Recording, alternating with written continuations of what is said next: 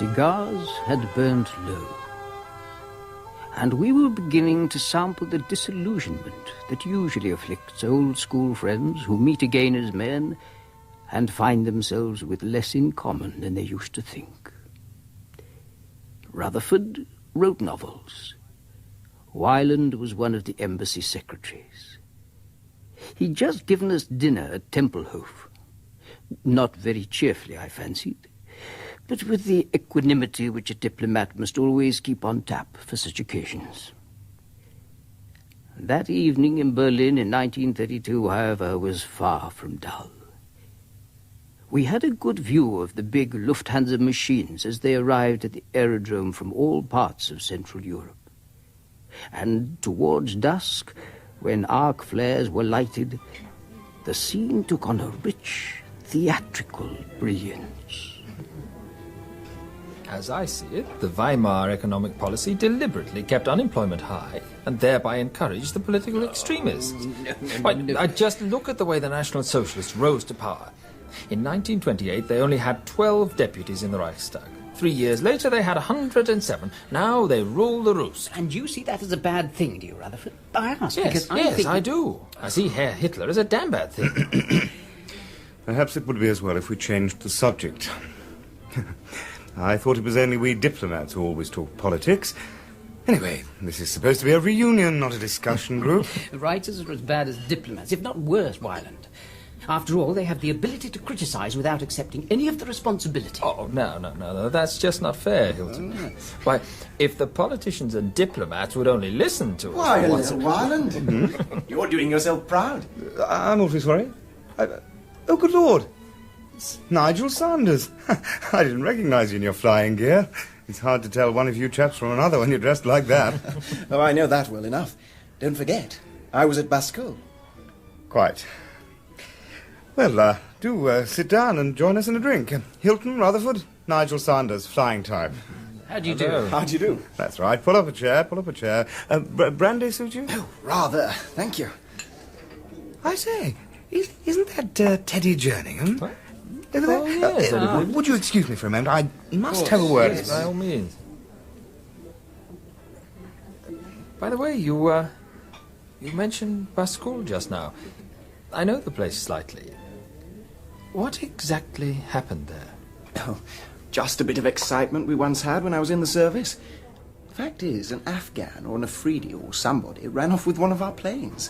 There was the very devil to pay afterwards, as you can imagine. Most impudent thing I ever heard of. Why? How did it happen?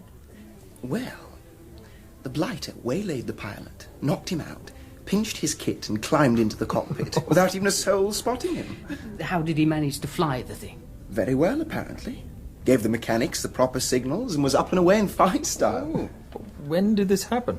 Oh, must have been about a year ago. May 31. We were evacuating civilians from Bascule to Peshawar after the revolution there. Place was in a bit of an upset, or I don't suppose the thing could have happened. Still, it did happen. And it goes some way to show that clothes make the man, doesn't it? Yes. I should have thought you'd have had more than one fellow in charge of a plane on an occasion like that. Yes, quite. Oh, we did on all the ordinary troop carriers. But this particular machine was a special one. The Indian survey people had been using it for high-altitude flights in Kashmir. And it never reached Peshawar? Never reached there, and never came down anywhere else, so far as we could discover. That was the queer part about it. Of course, if the fellow was a tribesman, he might have made for the hills, thinking to hold the passengers to ransom. Passengers? Yes. There were 4. 3 men and a woman. She was a missionary, I think. Oh, dear. I suppose they all got killed somehow. There are heaps of places on the frontier where you might crash and not be heard of afterwards.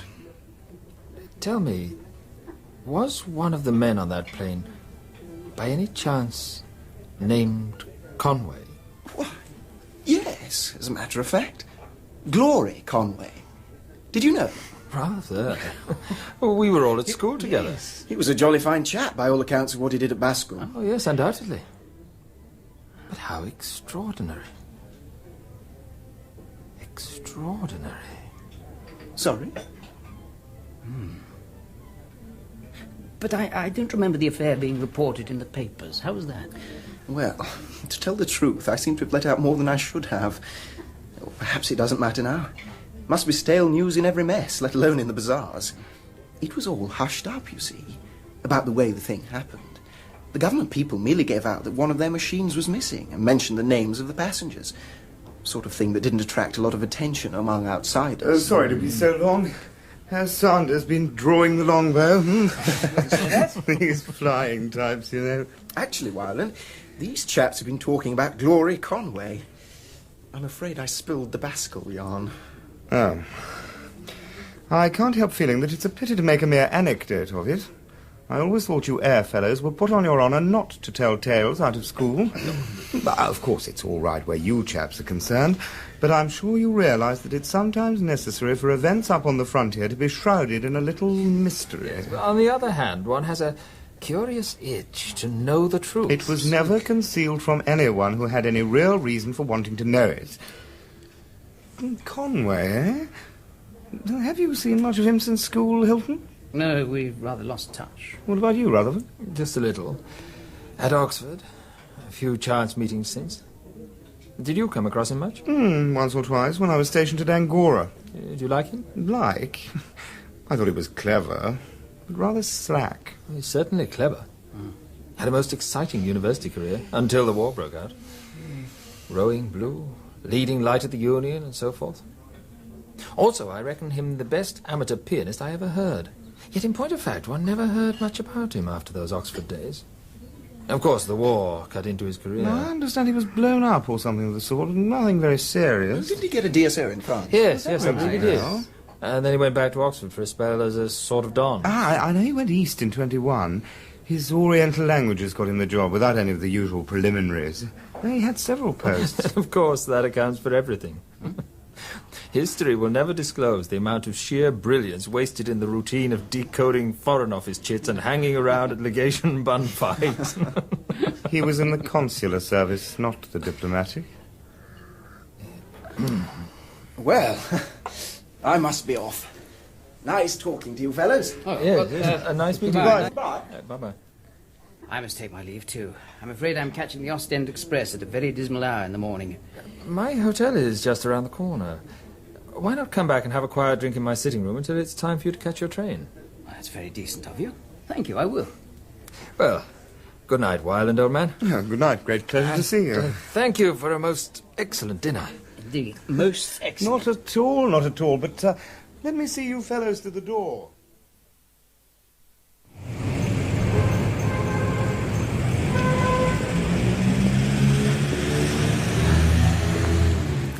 If I'm honest, I can't say I care much for Wyland. What? Or rather, I can't stand his type.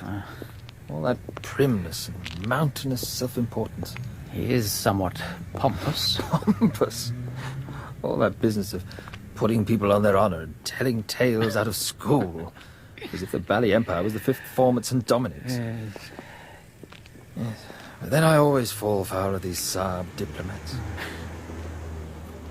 Still, I wouldn't have missed this evening. It was a peculiar experience for me, hearing Sanders tell that story about the affair at Bascoul. You see, I'd heard it before. Oh? I hadn't properly believed it. It was all part of a very much more fantastic story, which I saw no reason to believe at all. Really? But tell me more about Conway. Well, he was always very decent to me at school. As you know, I like him a good deal, although I've seen surprisingly little of him, if you measure it in time. Why did they call him Glory Conway? I never knew. He left at the end of my first term, and I never met him afterwards. That's nothing, really. He was tall, good-looking, and not only excellent at games, but walked off with every conceivable school prize. Well, that rather sentimental headmaster once referred to his exploits as glorious, hence the nickname. I see. Ah, here we are.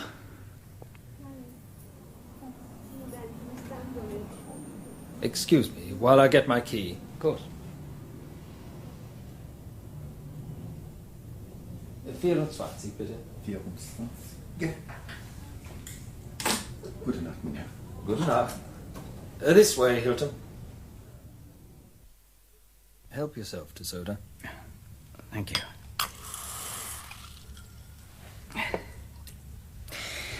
I noticed that whereas Sanders spoke of Conway in the past tense, you spoke of him in the present. I like him a good deal, you said. I find that rather odd. I wondered if you'd noticed. Well, the fact is, Conway isn't dead. Not dead? But how can you possibly know that? Because I travelled with him from Shanghai to Honolulu in a Japanese liner last November. Good Lord. Yes, it's a strange story. I dare say you can guess I'm not a particularly gullible person. I've spent a good deal of my life travelling about, and I know there are queer things in the world. And yet... well, one thing's certain. I'm not likely to take Wyland into my confidence. Be like trying to sell an epic poem to Titbits. I'd rather try my luck with you. You flatter me. Your book doesn't lead me to think so. Now I am flattered. After all, it's only a minor work on neurology. Well, you see, I was interested because amnesia was Conway's trouble at one time. Really? Here, let me help you to a spot more whiskey. Thank you. And I'll tell you all about it. Just a drop, thank you. Well, you see, I was in China in the autumn, on holiday. I'm always wandering about. I hadn't seen Conway for years. We never corresponded, and I can't say he was often in my thoughts. Well, to cut a long story short, I landed up at the mission hospital at Chungkiang. I remember there was a very charming Mother Superior and a Chinese doctor who was most interested to learn that I was a writer. You are perhaps to put our mission in one of your books. I must be most careful what I say. Don't worry. I shan't criticize you if I do. I've seldom seen a cleaner or better ordered hospital. Oh, you are most kind to say so. But I have something you may wish to write about. We have a mysterious Englishman here at the mission. An Englishman? Really? You are interested. A fever case brought in 2 or 3 weeks past. I say mysterious Englishman, but that is only assumption, for he could give no account of himself, and he had no papers. But his clothes? He wore native clothes, of the very poorest kind. And when taken in by the nuns, he had been very ill indeed. He spoke fluent Chinese, pretty good French, but the Mother Superior assures me that before he realized the nationality of nuns, he also addressed them in English, with most refined accent. And the Mother Superior would recognize a refined English accent? Oh, yes, indeed. You are skeptical. Very well. You must judge for yourself. Come, follow me. In this next bed. He appears to be asleep. A pity, perhaps. No, he's waking up, I think. Yes. Good afternoon. Oh, good afternoon. Good God! Conway! But you know this man? Well, indeed I do. He's a friend of mine. Well, Conway, what a place to meet. I'm very sorry, but... You must realize that he has completely lost his memory. So it would appear. But look here. I think I can be of some use. If possible, I should like to stay here for a little while. Perhaps I can help him remember things. Well, that could only be beneficial, I'm sure. And then perhaps when he regains his physical strength, I might travel with him. Who knows? Anyway, I should certainly like to stay and try to help the poor fellow. I am delighted. I will make the necessary arrangements. As Conway's health improved, we talked a good deal. When I told him, quite frankly, who I was and who he was, he was docile enough not to argue about it. He even seemed glad of my company. I'm sure. When I suggested that I should take him home, he simply said he didn't mind. And did you bring him home? I was coming to that. Ah. Well, we made our exit from China in quite a normal way. We sailed down the Yangtze to Nanking and then took a train for Shanghai. There was a Jap liner leaving for Frisco that same night, so we made a great rush and got on board. You did a tremendous lot for him. I don't think I should have done quite so much for anyone else. But there was something about the fellow. Always had been. It's hard to explain, but it made one enjoy doing what one could. Yes. He had a peculiar charm. Although, of course, I still think of him as a schoolboy in cricket flannels. Pity you didn't know him at Oxford. He was just brilliant. The kind of fellow one feels that Jowett would have tipped for a future premier. I think the war changed him a lot. People said he was different after the war. I think myself he was. In what way? I don't quite know. But I can't help feeling that with all his gifts, he ought to be doing bigger work. All that Britannic Majesty stuff isn't my idea of a great man's career. And Conway was, or should have been, great. I agree. Now, you and I have both known him. And I don't think I'm exaggerating when I say it's an experience we shan't ever forget.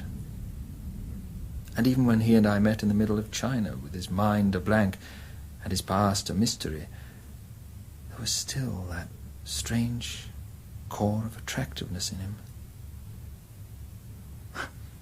Yeah, but I was telling you about our journey together. As you can imagine, we remade our old friendship on the boat. I told him as much as I knew about himself, and he listened with an attention that might almost have seemed a little absurd. Did his memory return? That was the odd thing. He remembered everything quite clearly since his arrival at the Chungyang mission. But, and this will interest you, Yeah. he hadn't forgotten languages. He told me, for instance, that he must have had something to do with India because he could speak Hindustani. How did he know it was Hindustani? I never thought to ask. Well, now we come to another curious thing. At Yokohama, the ship filled up, and among the new passengers was Steve King, the concert pianist. A few nights after leaving Japan, Steve King was prevailed upon to give a piano recital on board. Of course, Conway and I went along to hear him.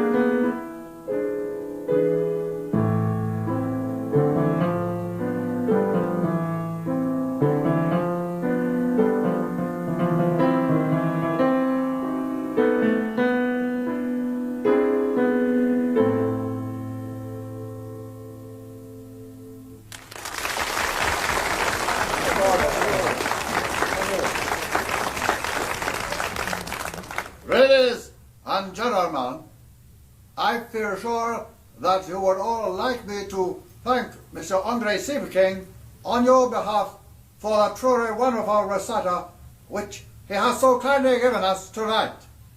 Thank you. Well, I must say that was first class. Don't you agree? Conway? Conway! What? Oh, sorry, did you speak? Yes, I was saying how well Steve King played tonight. Oh, yes, extremely well. Excuse me, one moment, will you? I said, Conway, are you all right? Yes, perfectly. But please, stay there. Well, sir, I hope you'll agree that we have been most royally entertained this evening. Yes, indeed. A first-rate recital. Allow me to introduce myself. My name's Rutherford, Simon Rutherford. Hey, say, what's this, an encore? Who is that chap? Bit of a cheek following Steve King like that. Well, he plays well, though. Do you know him? Good Lord, it's Conway. Excuse me.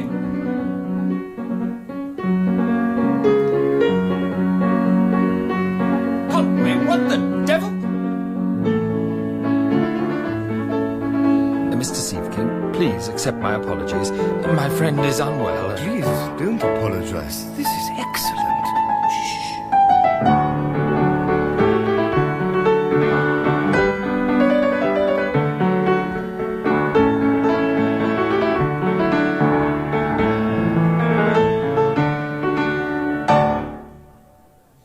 Bravo.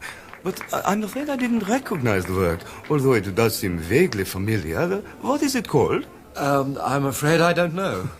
Don't know? Well, surely it wasn't an improvisation. No, of course not. I have it now. It was Chopin Polonaise. Oh, really? It's a Chopin Polonaise, I tell you. Listen.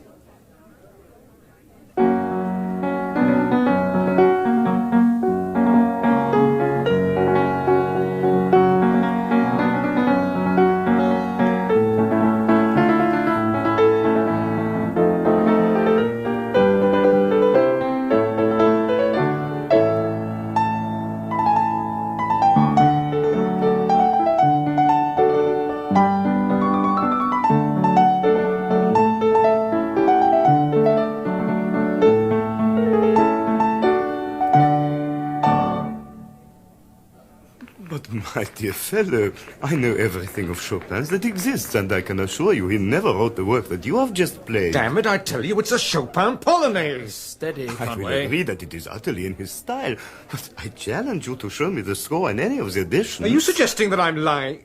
Oh, yes, I remember now. Sorry, it was never printed. Never printed? Then how on earth did you come to learn it? From meeting a man who used to be one of Chopin's pupils. Oh, but that's quite Excuse impossible. me, butting in, gentlemen. My name's Kornblatt, Newberg Kornblatt, University of California. I couldn't help overhearing your conversation.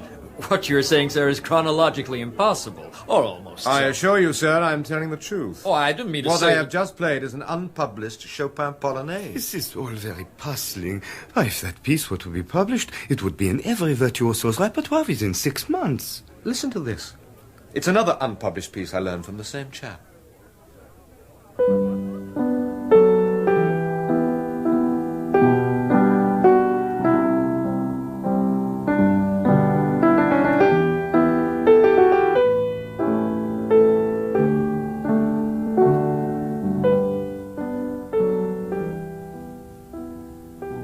I don't know if you're interested in music, Hilton, but even if you're not, I dare say you will be able to imagine something of Siefking's excitement as Conway continued to play.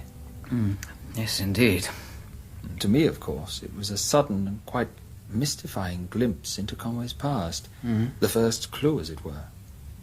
Siefking was naturally engrossed in the musical problem, which was perplexing enough, as you'll realize when I tell you that Chopin died in 1849. Good Lord. The whole incident was unfathomable. Anyhow, after a great deal of argument, nothing was settled, for Conway stuck to his story. And as he was beginning to look fatigued, I was anxious to get him away from the crowd and off to bed. Siefking said that he would arrange for Conway to play both pieces before a microphone. I often feel it was a great pity that he never did. Why especially? Because that night he got back his memory. But how on earth? We had both turned in, and I was lying awake when he came into my cabin and told me. His face had stiffened into what I can only describe as an expression of overwhelming sadness. He said he could call to mind everything, that it had begun to come back to him during Siefking's playing, though only sketchily at first. Then he sat for a long while on the edge of my bunk. And then? Well, of course, I said I was glad his memory had returned, but sorry if he already wished it hadn't. He looked up then and paid me what I shall always regard as a marvellously high compliment. Yes? "Thank God, Rutherford," he said, "that you are capable of imagining things." Then, after a while, we dressed and went on deck. It was a calm, starry night, very warm. I let Conway go his own way without questions at first. Somewhere about dawn he began to talk consecutively, and it was mid-morning and hot sunshine when he'd finished. He was very unhappy and couldn't have slept, so we talked almost constantly. About the middle of the following night, the ship was due to reach Honolulu. We had drinks in my cabin the evening before. He left me about 10 o'clock. I never saw him again. You don't mean... Lord, no. He wasn't that sort. He just gave me the slip. Afterwards, I learned that he had managed to join the crew of a banana boat going south to Fiji. How did you get to know that? He wrote to me 3 months later from Bangkok, enclosing a draft to cover the expenses I had been put to on his account. Generous. He thanked me, said he was very fit, and that he was about to set out on a long journey to the northwest. That was all. Where did he mean? Yes, it's pretty vague, isn't it? A good many places must lie to the northwest of Bangkok. Berlin does, for one. So it does. But your glass is empty. Just a small one, thank you. Thank you. It's certainly an odd story. But the part that interests me is... I know. Just how did he get to the mission at Chungkiang? Well, how did he get to Chungkiang? He must have told you that night on the ship. He told me something about it. And it would be absurd of me, after telling you so much, to be secretive about the rest of it. But it's a longish tale, and there wouldn't be time to tell it before you have to be off to catch your train. Oh, it's a great pity. Besides, as it happens, there's a more convenient way. Huh? I am a little diffident about revealing the tricks of my dishonorable calling. But the truth is, Conway's story appealed to me enormously. I began by making simple notes, and then as certain aspects of the thing began to grip me, I fashioned my notes and recollected fragments into a single narrative. I take it and read it. You can make of it what you like. By which I suppose you mean that I'm not expected to believe it. Hardly as definite a warning as that. But mind, if you do believe it, it will be for Tertullian's famous reason. You remember? Credo quia impossibile. Not a bad argument, maybe. Let me know what you think, at all events. I took the manuscript away with me and read most of it on the Ostend Express. Before I could return it, I received a short note from Rutherford to say that he was off on his wanderings again. He was going to Kashmir, he wrote, and thence east. I was not surprised. As for the manuscript, the story it contained was incredible. And reading it in the early morning darkness as my train sped across Europe, I was reminded again and again of Tertullian's phrase, "I believe because it is impossible."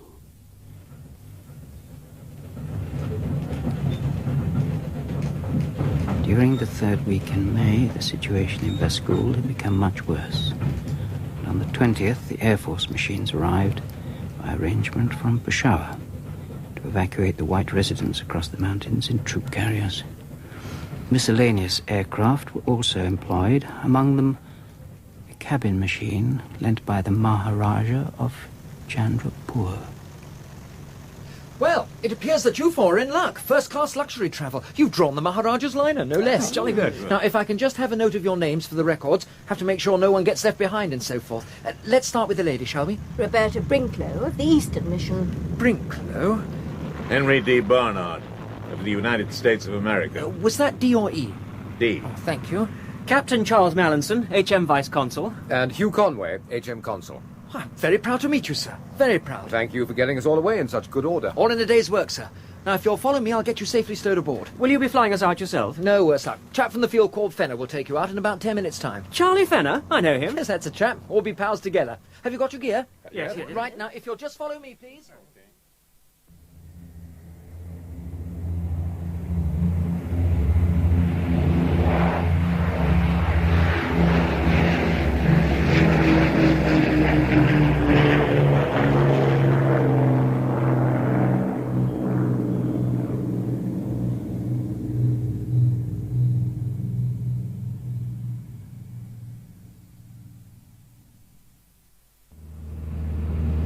Say, Conway.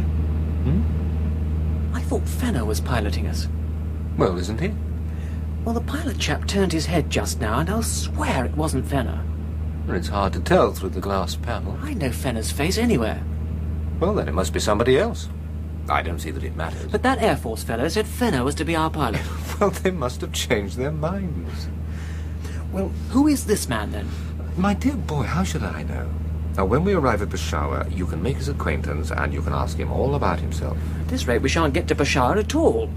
The man's right off his course. What's that you say? He's off course. I'm not surprised either, flying so damned high. You can't see where he is. We certainly are high. I shouldn't worry about it. He's bound to have a good reason for it.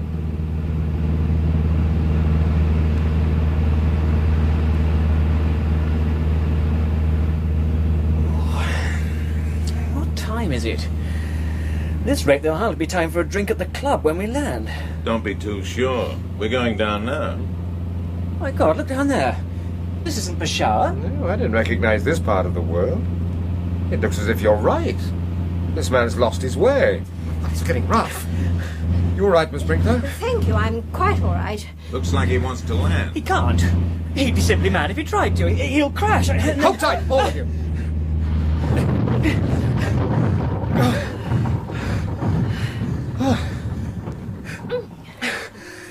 That was touch and go.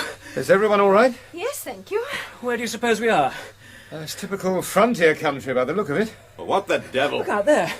Tribesmen, hundreds of them. They're surrounding the plane. Where's the pilot off to? I do hope nothing happens to He him. certainly knows how to fly a plane. I'm going to find out what's going on. It's no good. They won't let us out. You suppose that... It's all right, all right. Look, they're bringing up cans of petrol. We've simply stopped for refueling. Well, that's a relief. For a moment there, I thought it was all up with us. And look there. I was right. That chap's not Fenner. Why, I don't believe he's even a European. If you ask me, this is all a bit fishy. What shall we do? Well, what can we do? We have no firearms of any sort. Even if we had, we're outnumbered 50-1. We'll just have to sit here and make the best of it.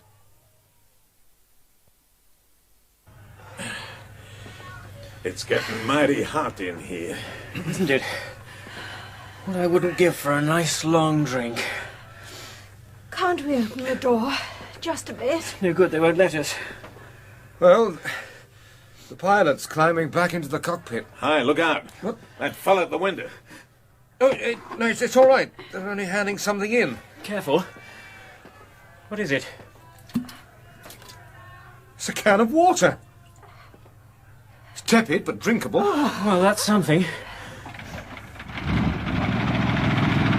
We're taking off. So we are. Where to now? I wonder.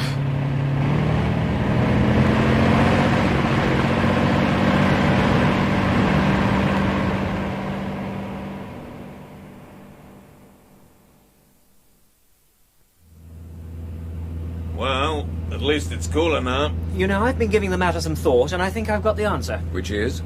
We're being kidnapped for ransom. You don't say. Good gracious. Nothing to worry about there, Miss Brinklow. The tribesmen keep you hidden away in some lair in the mountains until the government pays up, and then you're released. They treat one quite decently, I believe. And since the ransom money is paid by the government, you're no worse off. The whole business is only unpleasant while it lasts. Afterwards, the air people send a bombing squadron, and you're left with a good story to tell for the rest of your life. Well, I dare say it's a cute idea on somebody's part, but I can't exactly say that your Air Force has covered itself with glory. You Britishers make jokes about the holdups in Chicago and all that, but I don't recollect any instance of a gunman running off with one of Uncle Sam's aeroplanes. I wonder what happened to the real pilot, old Fenner.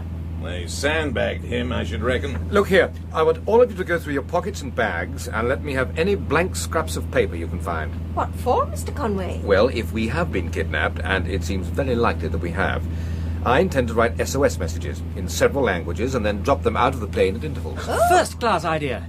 It's a very slender chance, but it's worth a try, I'm sure. Okay, let's get to work.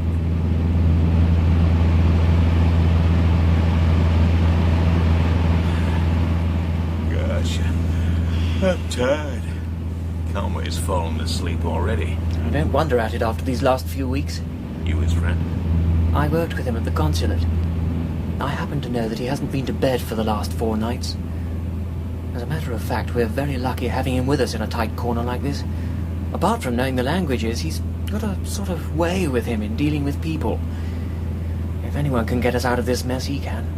Well, let him have his sleep then. I think he looks a very brave man.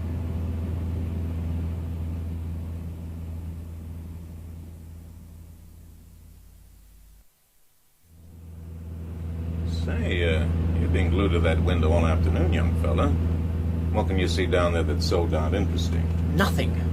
Nothing at all. It's all so misty. No, I think we're flying too high to get a clear sighting of anything below. We're still travelling east, though, I'm sure of that. Well, we seem to be in a fix, Miss Brinklow.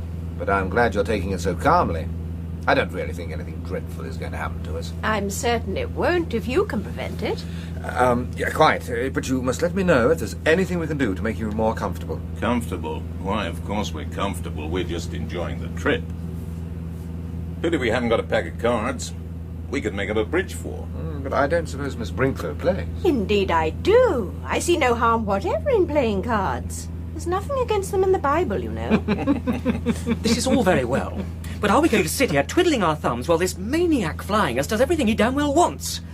What's to stop us smashing that panel and having it out with him? Nothing at all, except that he's armed and we're not. In any case, none of us would know how to bring this machine back to Earth afterwards. It can't be very hard, surely. I dare say you could do it. My dear Mallinson, why is it always me you expect to perform these miracles? Well, anyway, this business is beginning to get on my nerves. Can't we make the fellow take us down? Now, how do you suggest it should be done? Well, he's there, isn't he? About 6 feet away from us, and we're 3 to 1. At least we might force him to tell us what the game is. Very well. We'll see. Let me get by. Thank you. Hello there. What's going on? Look out! He's pointing his revolver. It's bluff. He wouldn't dare shoot. If you don't mind, I'd rather leave you to make sure. Well, I do feel we ought to put up some sort of fight. Putting up a fight without a decent chance of winning is a poor game, and I'm not that sort of hero. Good for you, sir. When someone's got you by the short hairs, you may as well give in pleasantly and admit it. For my part, I'm going to enjoy a cigar. I hope you don't think a little extra danger matters to us. No, not at all, but I think it might bother Miss Brinklow. Pardon me, madam, but do you object to my smoking? Not at all. I enjoy the smell of a cigar. Ah, well, a cigarette, Mallinson. No, thank you. Look, old chap, I know how you feel. It's a bad lookout. And it's all the worse in some ways, because there isn't much we can do about it.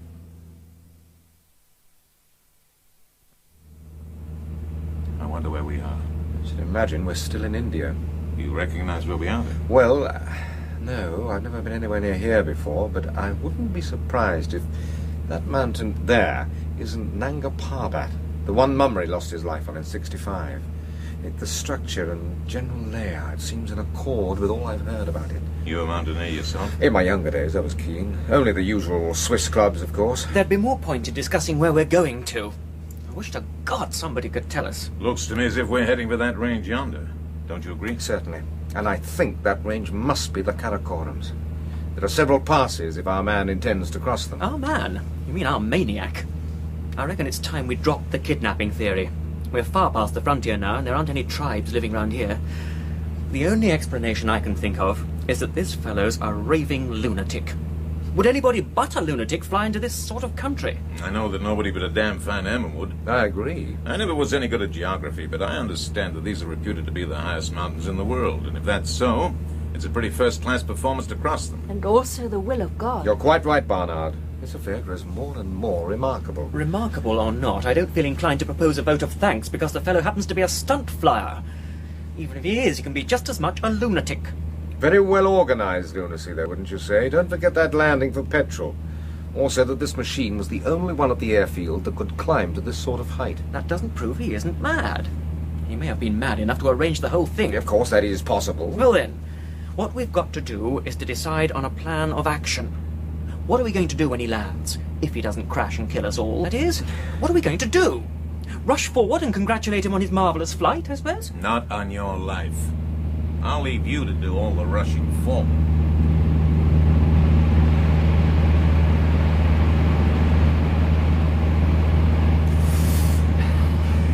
getting mighty cold. A full moon out there. I wonder how far we've traveled. Anything up to 1,000 miles, I should say. Where would that bring us to? It's not easy to judge, but probably some part of Tibet. If these are the Karakorums, Tibet lies just beyond one of those crests. One of them must be K2. Next on the list after Everest. Boy, this is some scenery. And from a climber's point of view, K2 is much stiffer than Everest. The Duke of Abruzzi gave it up as an absolutely impossible peak. God! I guess you must be the official guide on this trip, Conway. Boy, if I had a flask of cognac, I wouldn't care if it was Tibet or Tennessee. But what are we going to do about it? I just don't see how you can sit there and make jokes about it. Well, it's as good as making a scene about it, young fella. As you haven't asked my opinion, perhaps I oughtn't to give it, but I should like to say that I agree with Mr. Mallinson. I'm sure the poor man can't be quite right in the head. The pilot, I mean, of course. There would be no excuse for him anyhow, even if he were not mad. Hold on! Oh. Do you know, this is my first trip in the air, my very first. Nothing would ever induce me to do it before, though a friend of mine tried her very best to persuade me to fly from London to Paris. And now you're flying from India to Tibet instead. Well, that's the way things happen. I knew a missionary once who'd been in Tibet. He said the Tibetans are very odd people. They believe we are descended from monkeys. That's remarkably cute of them. Oh, dear, no, I don't mean in the modern way. They've had the belief for hundreds of years. Of course, I'm all against it myself, and I think Darwin was worse than any Tibetan. Fundamentalist, I suppose. I used to belong to the LMS, but I disagreed with them about infant baptism. But what can the London, Midland and Scottish The Railway... London Missionary Society. Oh, sorry, I thought it... What's happened? My God, we're going down. It's all right. It's all right. He's going to land. Hold tight, everybody. We're landing. Hold on!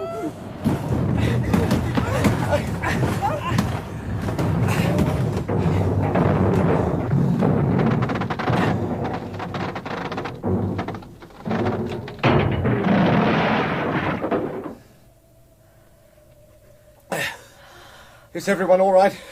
I think so. Quite all right. Just a bruise or two. I'm going to open the door. Careful now. No need to be careful. This looks like the end of the world. What can you see? Not much. There's not a soul about, anyhow. Hold on. We'll go out together. It's all right. Jump down. God, it's cold. It's all right, Barnard. Okay. Help Miss Brinko down, will you? I'm not scared of that fellow on land, whoever he is. I'm going to tackle him right away. Mallinson, be careful. All right, ma'am. Yes, thank you. What's happening? I say, Conway! What? I think this fellow's ill or dead or something. Hang on. I'll come up and have a look.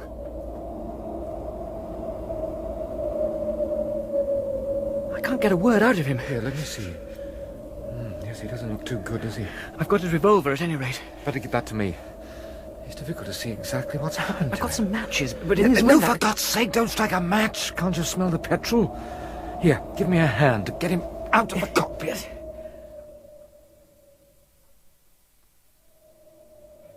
Lay him down. Careful now. Here, let me help. What has happened to him? Poor fellow. He's unconscious, but not dead. It's possibly a heart attack, brought on by the high altitude. Well, we can't do much for him out here. There's no shelter from this infernal wind. Better get him inside the cabin. And ourselves, too. We haven't the least idea where we are, so it's hopeless to make a move before daylight. Now, all of you, help me lift him up. Ready? Lift! How is he now? His heart's very faint. I wonder if this would be of any use to the poor man. Of course, I never touch a drop myself, but I always carry it with me in case of accidents. And this is the sort of accident. I should say it is. Brandy. Brandy, by God. Just the stuff for him, thanks.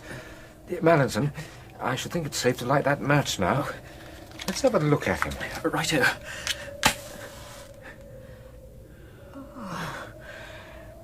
He isn't much of a beauty, is he?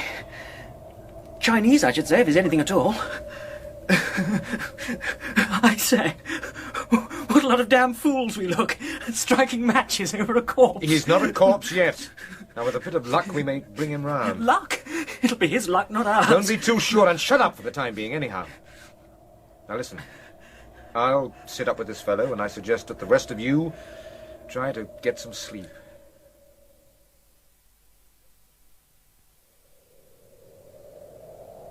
Bleak, isn't it? Bleak, but magnificent. Just look at that mountain in the sunrise. Quite perfect. Any idea where we are? At a guess, I should say we've reached the loftiest and least hospitable part of the Earth's surface. That bad, huh? Well, what are we going to do? What indeed? We've no food. The plane won't fly, even if we could fly it. But surely when the pilot recovers... The pilot is dead. He died during the night. I see. I thought he was still sleeping.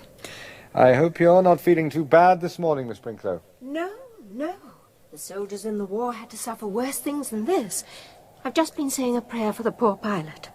Well, we're in a pretty fine pickle now, Conway. What are we going to do? I don't know. But the pilot said... You spoke to him? Good God. Yes, but I'm sorry to say he told me very little. Merely that we are in Tibet, which is obvious anyway. But why on earth? He didn't give any coherent account of why he brought us here. But he seemed to know the locality. He spoke a kind of Chinese that I don't understand very well. But I think he said something about a lamasery near here, along the valley. Did he, by Jove?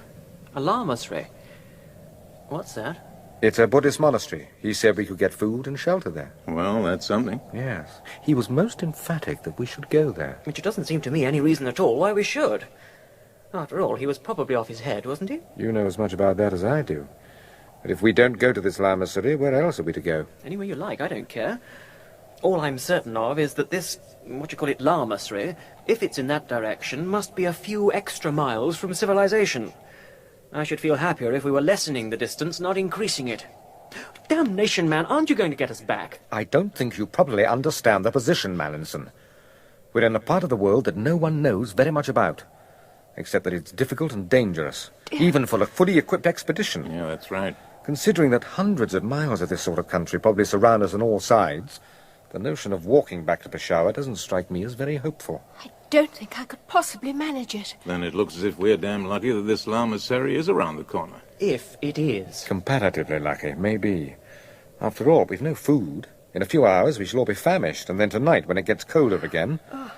Well, it's not a pleasant prospect. No, indeed. Our only chance, it seems to me, is to find some other human beings. And where else should we begin looking for them? Except where we've been told they exist. But what if it's a trap? A nice warm trap would suit me down to the ground. All very well, but... I take it, then, that we're all more or less agreed. Now, there's an obvious way along the valley. It doesn't look too steep, though we shall have to take it very slowly. In any case, we can do nothing here. We couldn't even bury the pilot without dynamite to dig a hole. Besides, the lamasery people may be able to supply us with porters for the journey back. Yeah. Now, I suggest we start at once, so that if we don't locate the place by late afternoon, we shall have time to return here for another night in the cabin of the aeroplane. And suppose we do locate it. Have we any guarantee we shan't be murdered? None at all, but I think it a less, and perhaps also a preferable risk to being starved or frozen to death up here. Oh, yes. As a matter of fact, murder is the very last thing one would expect in a Buddhist monastery. It would be rather less likely than being killed in an English cathedral. Like St. Thomas of Canterbury. Quite. Very well, then. We'll be off to the lamasery, wherever it is. Let's just hope it's not halfway up a mountain, because if it is... Look up there. My God. What's that coming out of the mist? Men. Coming down the slope. It's Providence. But where on earth can they be going? They're not going anywhere. They're coming here. Where's that revolver? Don't be a fool. Now keep still. All of you. Just stand still. One of them's coming over. Looks like their leader. Funny-looking cove, looks Chinese. I hope he speaks Chinese. They don't look violent. How do you do? My name is Chang. I am from the lamasery of Shangri-La. Together of the curious affair of Hugh Conway and the 3 other passengers aboard the aeroplane which had been stolen from the airfield at Baskool. As I sat early one morning in the speeding Ostend Express, I read with mounting interest of the party's incredible flight over the Karakoram Mountains, and of their eventual crash landing, and of the sudden appearance in the Tibetan wilderness of the mysterious Chinaman, Chang. How do you do? My name is Chang. I am from the lamasery of Shangri-La. If you would be so good as to present me to your friends. Yes, of course. Miss Brinklow. How do you do? Mr. Barnard, who is an American. Oh. Hi. Captain Mallinson. How do you? And my name is Conway. I am delighted to make your acquaintance. And we are all very glad to see you, though the meeting is almost as puzzling as the fact of our being here at all. Indeed, we were just about to try and make our way to your lamasery, so it is doubly fortunate. If you could give us directions... Oh, there is no need for that. I shall be delighted to act as your guide. But I couldn't think of putting you to such trouble.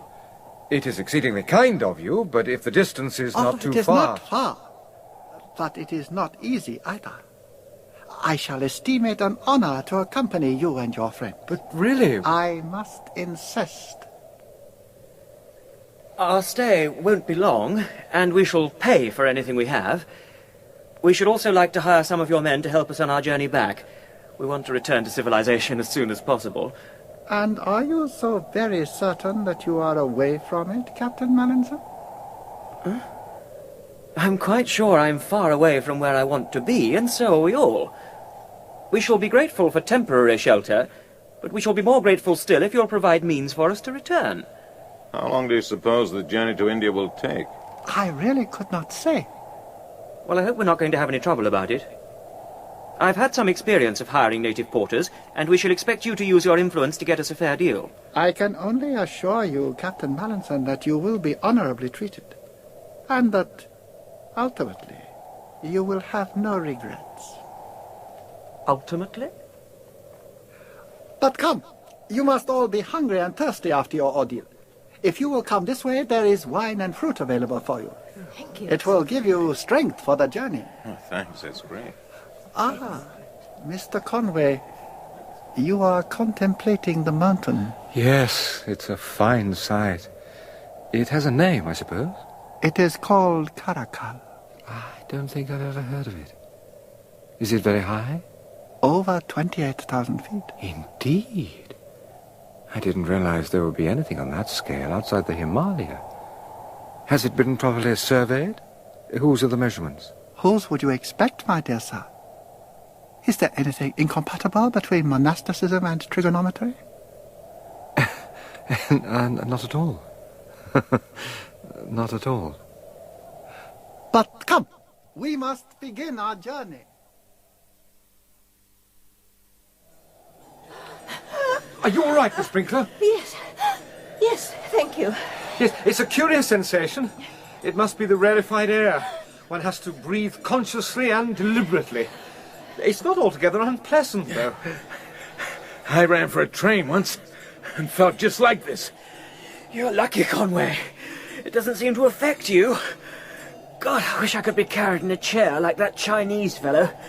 Damn cheek. Oh, come on. We're nearly at the top. They're slowing up. What's this? Oh, I'm coiling ropes.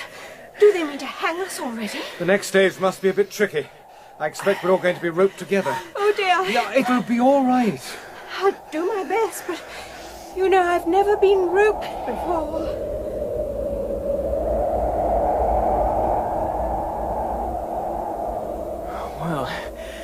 At least it's getting warmer. Yes, and it's downhill now. But one thing's certain, we could never have found our way here by ourselves. Should we be missing much? Good God, Conway. Do you fancy you're pottering about in the Alps? What sort of hell's kitchen are we making for? We shall soon know, I expect. Here comes that Chinese fellow, Chang. Be of good cheer, for we have almost reached our destination. I can't see anything. But a few steps more to turn the corner and... Say, will you look at that? How beautiful it is. Lord. Is it not a strange and incredible sight? Always it impresses me, this group of coloured pavilions clinging to the mountainside with the chance delicacy of flower petals impaled upon a crag. Is it not exquisite? Is it not superb? It is indeed superb.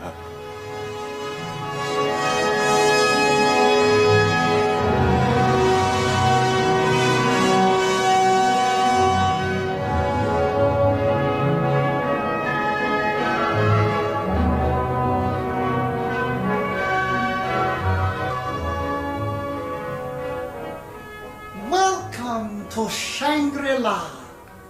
I must apologize for leaving you to yourselves most of the way, but the truth is journeys of that kind don't suit me. I trust you were not too fatigued? We managed. Excellent. And now, if you will come with me, I will show you to your apartments. Thank you. No doubt you would like baths? Yes, please. Our accommodation is simple, but I hope adequate. Well, I can't say I like your climate yet. The air seems to stick on my chest a bit. Whew. But you've certainly got a darn fine view out of your front windows. Do we all have to line up for the bathroom, or is this an American hotel? I think you will find everything quite satisfactory, Mr. Barnard. I should hope so indeed. And afterwards, I should be greatly honored if you will all join me at dinner. And afterwards, if you don't mind, we'll make our plans for going away. And the sooner the better, as far as I'm concerned.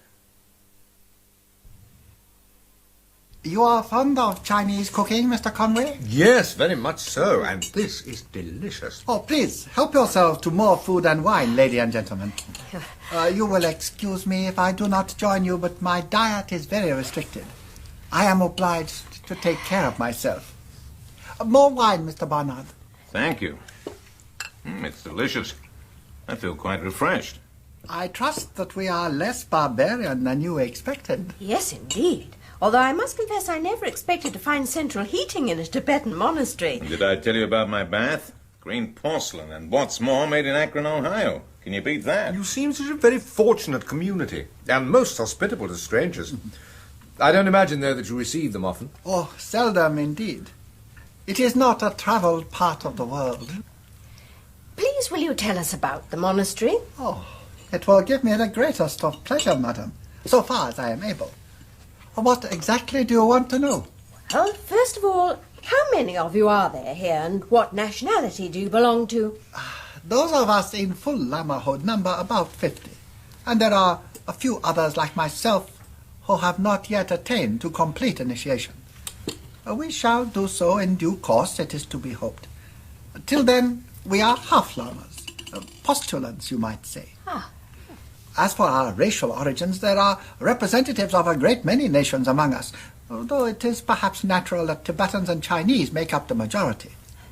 But your glass is empty, Captain Mallinson. Please, help yourself. Thank you. Shangri-La is really a native monastery, then. Is your head lama a Tibetan or a Chinese? No. Are there any English? Several. Dear me, that seems very remarkable. Now, tell me what you all believe in. That's a rather big question. Of course, I believe in the true religion, but I'm broad-minded enough to admit that other people, foreigners, I mean, are quite often sincere in their views. And naturally, in a monastery, I wouldn't expect to be agreed with. But why not, madame? Must we hold that because one religion is true, all others are bound to be false? Well, of course, that's rather obvious, isn't it? Really, I think we'd better not argue. But Miss Brinklow shows my own curiosity about the motive of this unique establishment. If I were to put it into a very few words, my dear sir, I should say that our prevalent belief is in moderation. We inculcate the virtue of avoiding excess of all kinds, even including, if you will pardon the paradox, excess of virtue itself.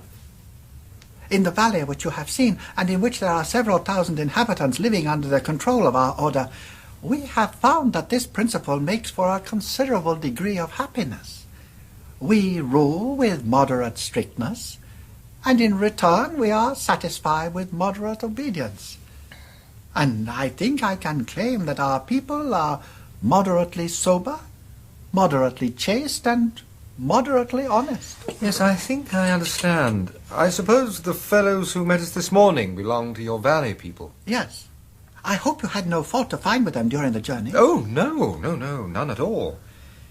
By the way, you were careful to say that the rule of moderation applied to them. Am I to take it that it does not apply also to your priesthood?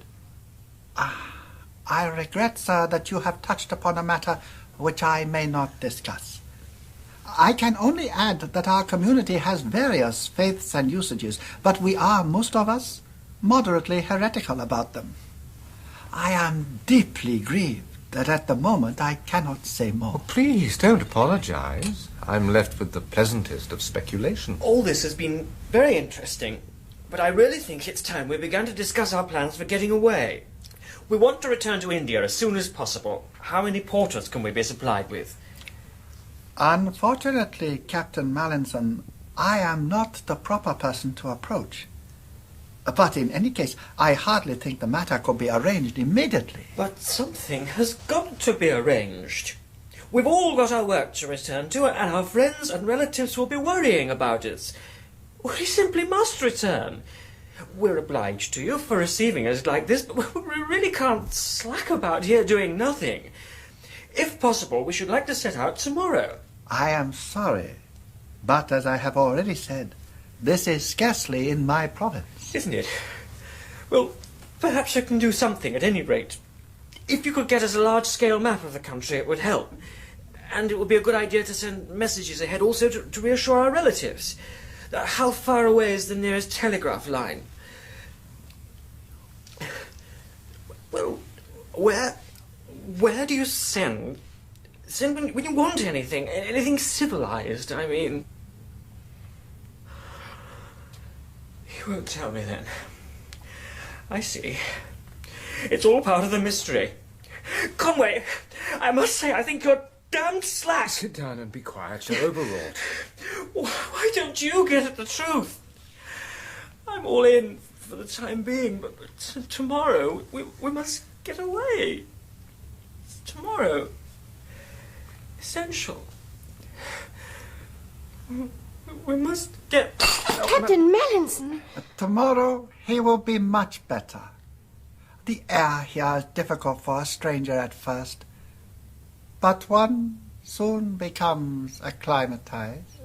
I expect we're all feeling it somewhat. I think we'd better adjourn this discussion and go to bed. Barnard, will you look after Mallinson? I'll be along shortly. Surely.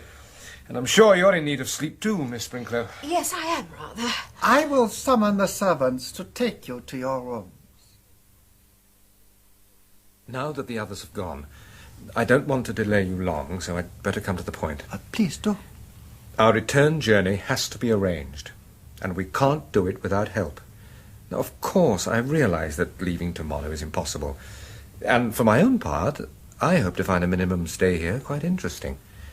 But that, perhaps, is not the attitude of my companions. So if it is true, as you say, that you cannot help, please put us in touch with someone who can. You are wiser than your friends, my dear sir, and therefore you are less impatient. I am glad. That's not an answer. I feel sure you have no cause to worry about the matter. No doubt, in due course, we shall be able to give you all the help you need. There are difficulties, but if we approach the problem without undue haste... I'm not suggesting haste. I'm merely seeking information about porters. That raises another point. I very much doubt whether you will easily find men willing to undertake such a journey. They have homes in the valley, and they don't care to leave them to make long and arduous trips outside. Yeah, but they can be prevailed upon to do so. Or else why and where were they escorting you this morning? This morning? Oh, that was quite a different matter. In what way? Weren't you setting out on a journey when you chanced to come across us? I see. I understand. Then it wasn't a chance meeting. I did wonder at the time. So you came deliberately to meet us. Now that suggests you must have known of our arrival beforehand. And the interesting question is, how? Come onto the balcony. It is rather warm in here. You are very clever, but not entirely correct. For that reason, I should counsel you not to worry your friends by these abstract discussions. Believe me, neither you nor they are in any danger at Shangri-La. And yet you drug our food? Ah, you noticed that. Merely a herbal preparation to relieve the respiration and to help put you at your ease after your ordeal. It appears to have affected Captain Mallinson rather more than the rest of you. I rather think he drank more wine. But as for wishing us to enjoy our stay here, as I told you, in a personal sense, I shan't mind a great deal. It's a new and interesting experience, and in any case, we do need some rest. Tomorrow, you may find it even more interesting. And as for rest, if you are fatigued, there are not many better places in the world. It is very beautiful, I'll give you that. Just look at the mountain. Caracal, you called it. So brittle and clear against the blue immensity beyond. The whole valley might be a landlocked harbour, and Caracal the lighthouse. Look, there at the light on the summit. It's ice blue. Magnificent. What does the name Caracal mean? Caracal in the valley patois means blue moon.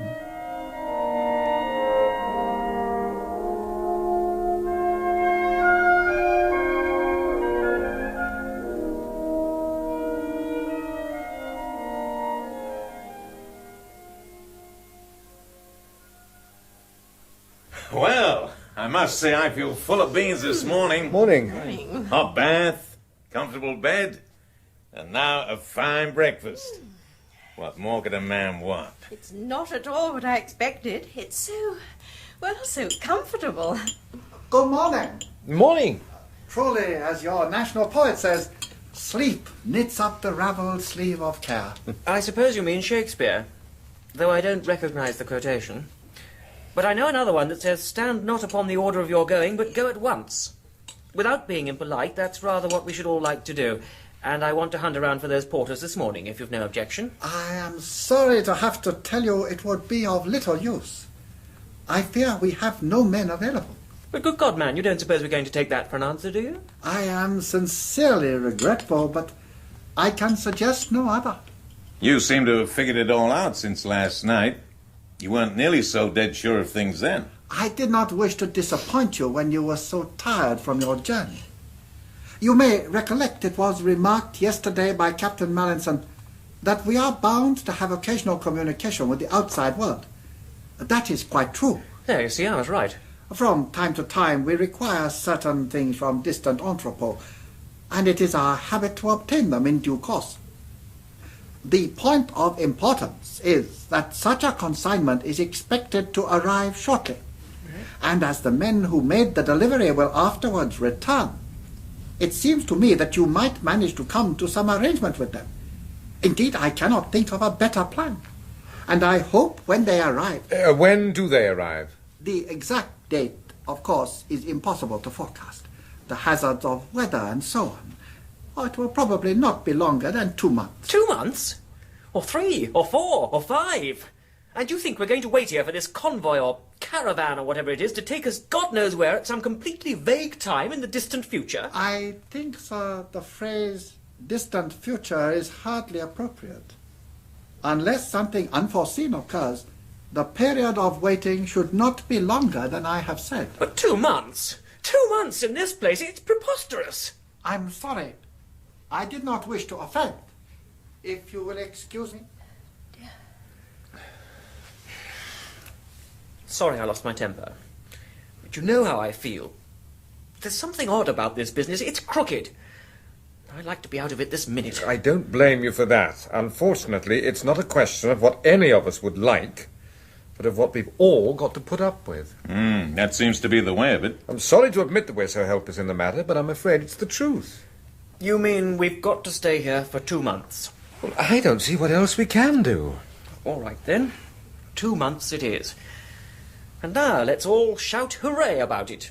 I don't see why it should be so much worse than 2 months in any other isolated part of the world. After all, people in our jobs are used to being sent to odd places. Of course, it's bad for those of us who have friends and relatives. Personally, I can't think of anyone who'll worry over me acutely. And my work can easily be done by someone else. Well, I reckon I'm pretty lucky myself for that matter. 2 months in this penitentiary won't kill me, and as for the folks back home, well, I've always been a bad letter writer. You forget that our names will be in the papers.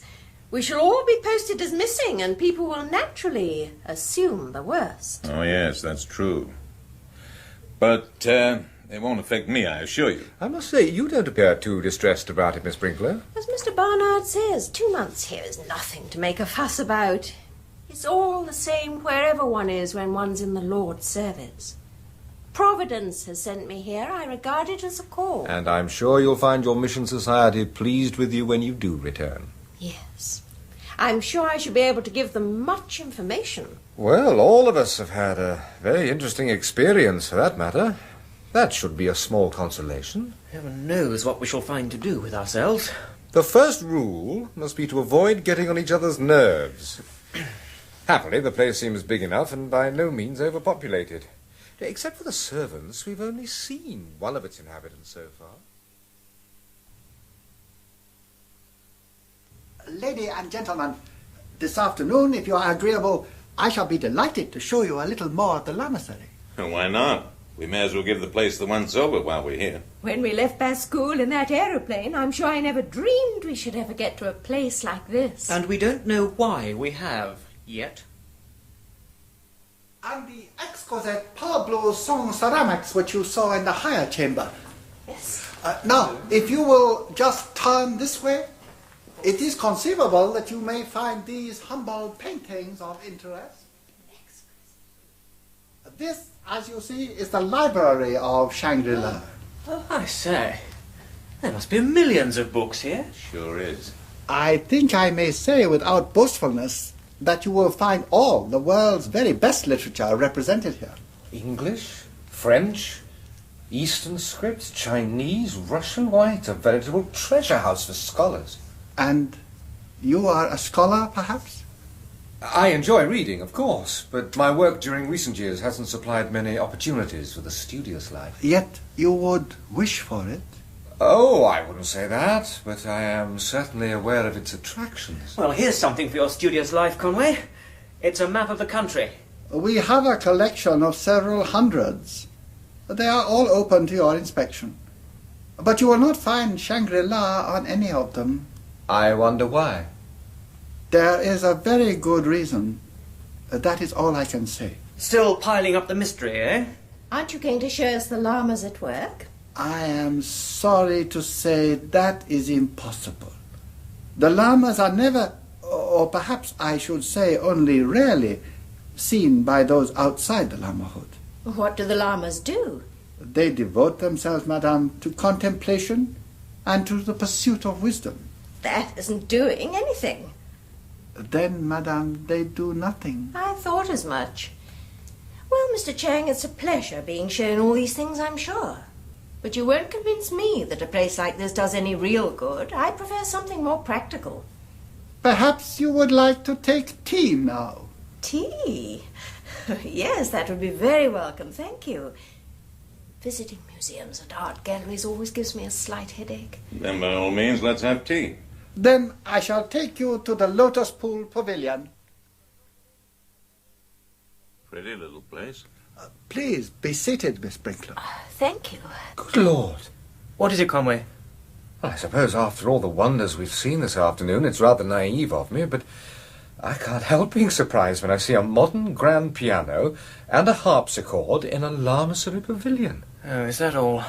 I must tell you that the Lamas hold Western music in the highest esteem, particularly that of Mozart. The lamasery has a collection of all the great European compositions, and many of the Lamas are skilled musicians. Do you mean to tell me that this piano was brought here by the route we came along yesterday? There is no other. Well, that beats everything. Then I figure you have an agent in Pekin or Shanghai, and I'll bet everything costs a mighty lot of dollars by the time you handle it. Your surmises are intelligent, Mr. Barnard, but I fear I cannot discuss them. But here's our tea. And now, I have another surprise for you, Mr. Conway. Lotsan? What a stunning girl. You are pleased, Mr. Conway? It is well. How very delightful. 18th century French, is it not? You are quite correct. A gavotte by Rameau. But who is the girl? Her name is Lotsen. She has much skill with the Western keyboard music. Like myself, she has not yet attained the full initiation. I should think not, indeed. She looks hardly more than a child. So you have women lamas here, then? There are no sex distinctions among us. Extraordinary business, this lamahood. Well, ladies and gentlemen, I hope my little tour has proved enjoyable. Yes, indeed. Most enjoyable. Yes, indeed. Then I am most happy to have been of some small service.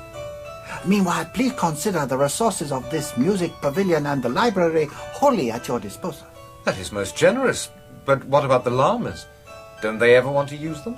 They yield place with much gladness to their honored guests. Well, that's what I call real handsome. And what's more, it shows that the Lamas do really know we exist. Makes me feel more at home somehow. You've certainly got a swell outfit here, Chang. And that little girl of yours plays the piano very nicely. How old would she be, I wonder? I am afraid I cannot tell you. You don't give away secrets about a lady's age, is that it? Precisely.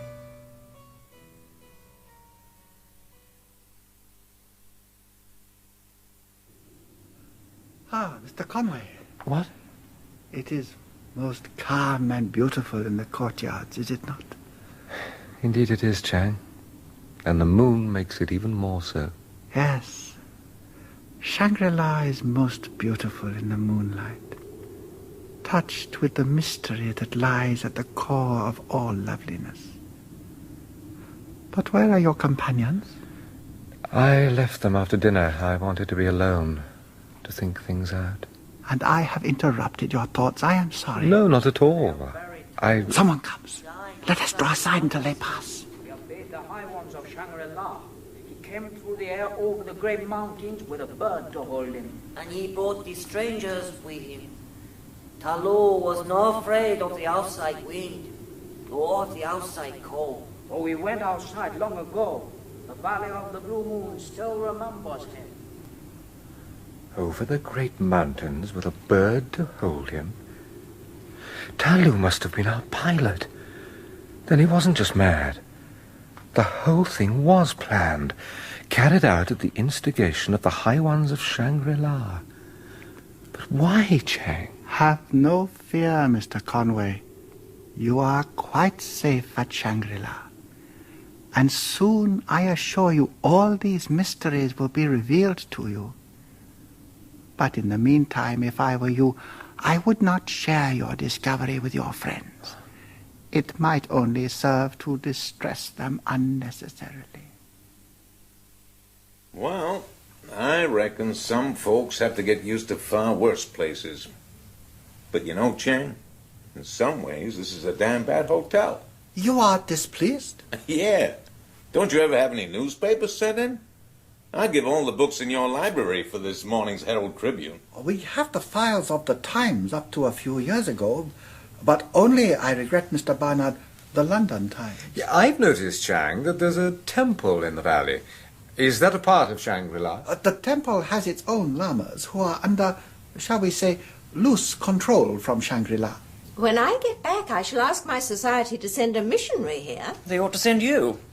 That is, of course, if you like a place like this. It's hardly a question of liking it. It's a matter of what one feels one ought to do. I think if I were a missionary, I'd choose this rather than quite a lot of other places. In that case, there would be no merit in it, obviously. But I wasn't thinking of merit. More's the pity, then. There's no good in doing a thing because you like doing it.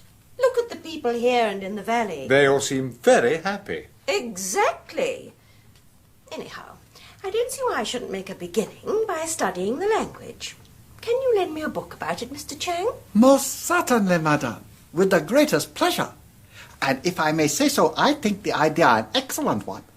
Perhaps you would care to come with me to the library. Oh, yes, of course. This way. I'll come too, if I may. I'd like to read a newspaper, even if it is only a back copy of the London Times. What about you, Mallinson? Aren't you going with them? Or are you going to the music pavilion to listen to the Little Manchu girl playing? You seem to be taking quite an interest in music these days. Yes, well, one has to do something.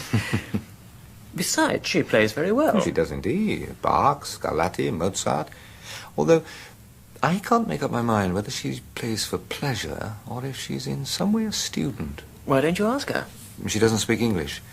And I'm still rather reluctant to let them know I speak Chinese. Yes, I see. I can't think what she's doing here. This llama business may be all right for an old fellow like Chang, but what's the attraction in it for a pretty young girl?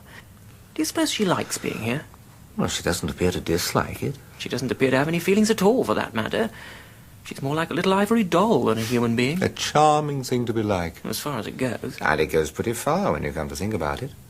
After all, the ivory doll has manners, good taste in dress, attractive looks, a pretty touch on the harpsichord, and she doesn't move about a room as if she were playing hockey.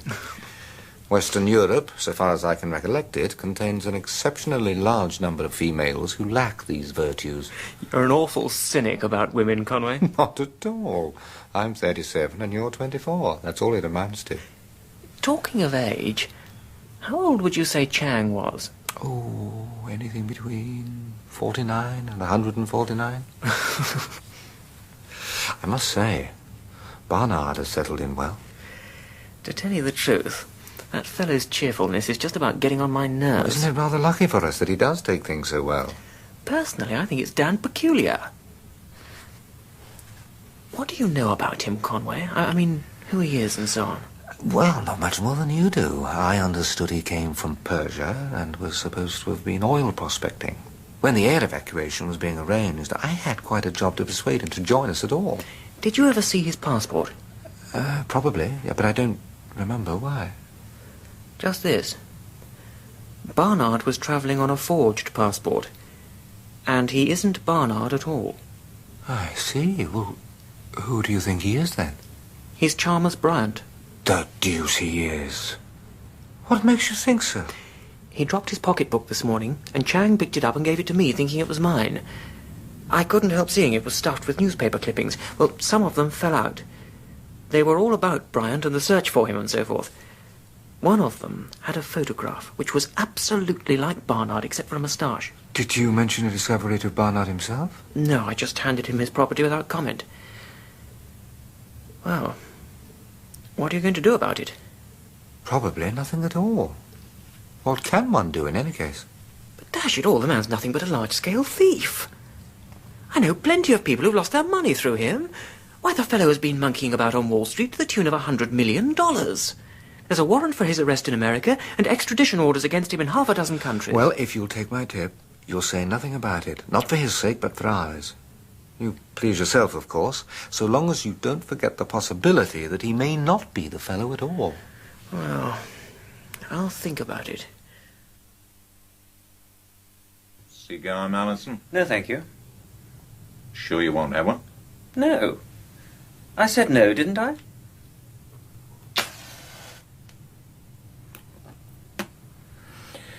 Well, I guess you all know who I am. Yes, Mallinson and I think we do.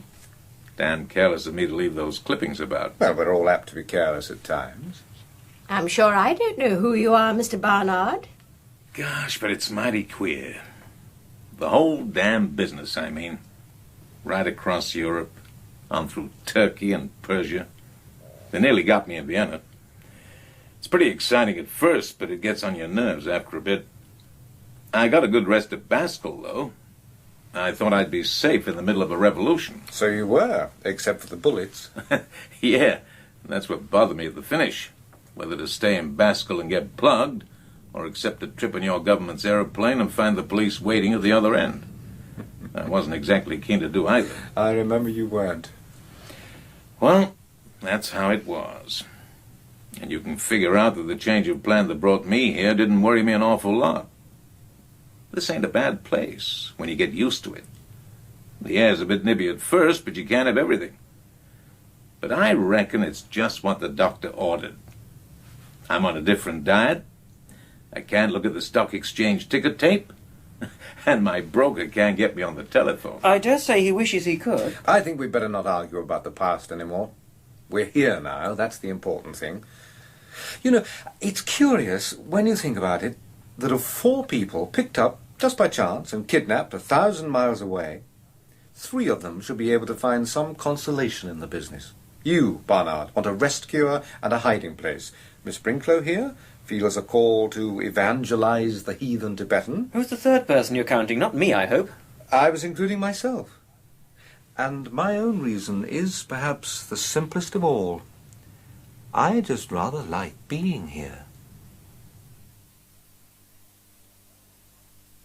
Sir! Oh, Chang. I am proud to be the bearer of important news. Well, what is it? The High Lama has sent for you. So I gather, but why all the fuss? Because it is extraordinary and unprecedented. A fortnight ago you had not arrived, and now you are about to be received by him. Never before has it occurred so soon. I'm still rather fogged, you know. My dear sir, you will understand many things very soon. And may I add my own personal pleasure that this interval, always an awkward one, is now at an end. Believe me, it has been irksome to me to have to refuse you information on so many occasions. Extremely irksome. I am joyful in the knowledge that such unpleasantness will never again be necessary. Follow me, please. We have to ascend to the highest part of the lamasery.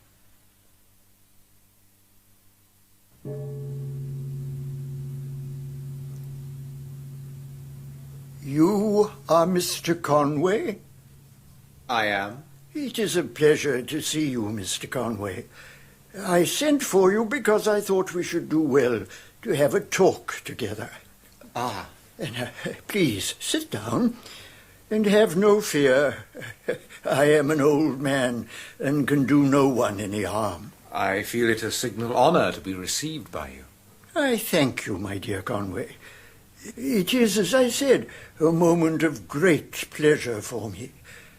My sight is poor, but believe me, I'm able to see you in my mind as well as with my eyes. I trust that you've been comfortable at Shangri-La since your arrival? Extremely so. I am glad. Chang has done his best for you, no doubt. He tells me that you've been asking many questions about our community and its affairs. I am certainly interested in them. Then, if you can spare me a little time, I should be pleased to give you a brief account of our foundation. Oh, indeed. Probably you're familiar with the general outline of Tibetan history.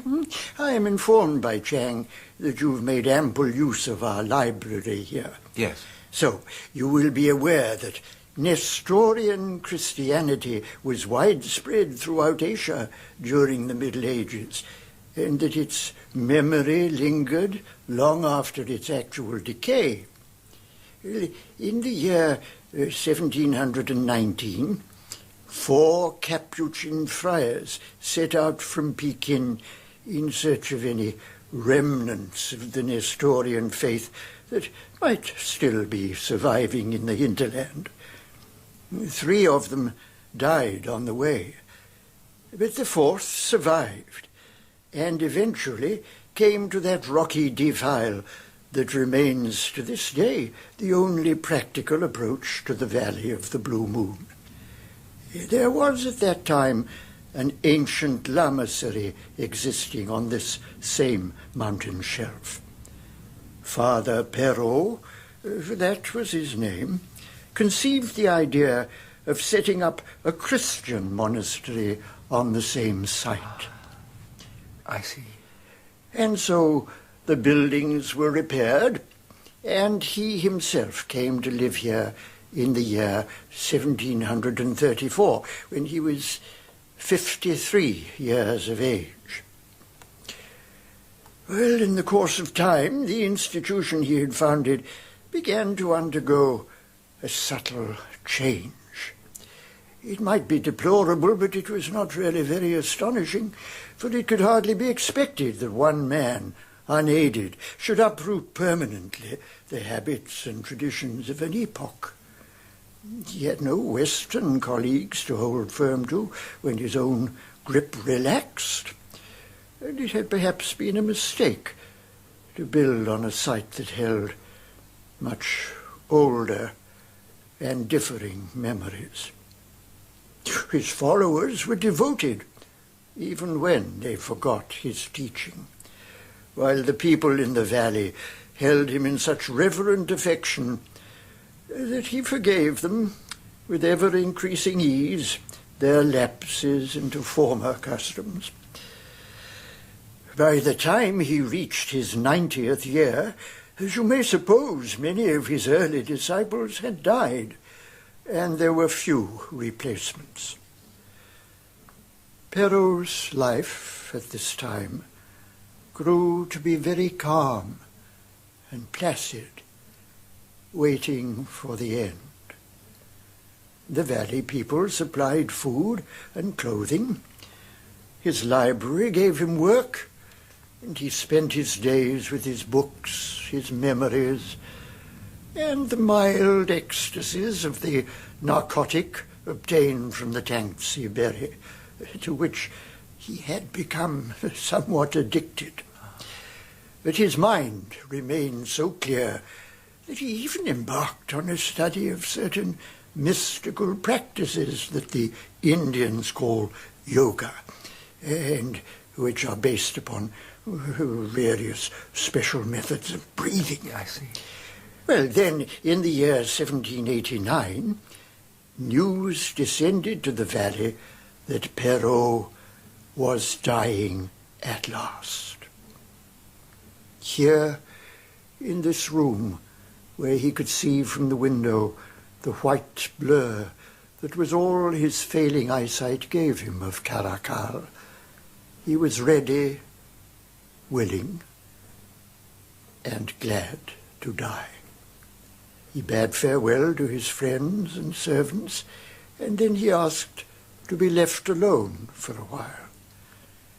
It was during such a solitude, with his body sinking and his mind lifted to beatitude, that he hoped to give up his soul. But it did not happen so. He lay for many weeks without speech or movement, but at last he began to recover. He was then 108 years old. Good Lord.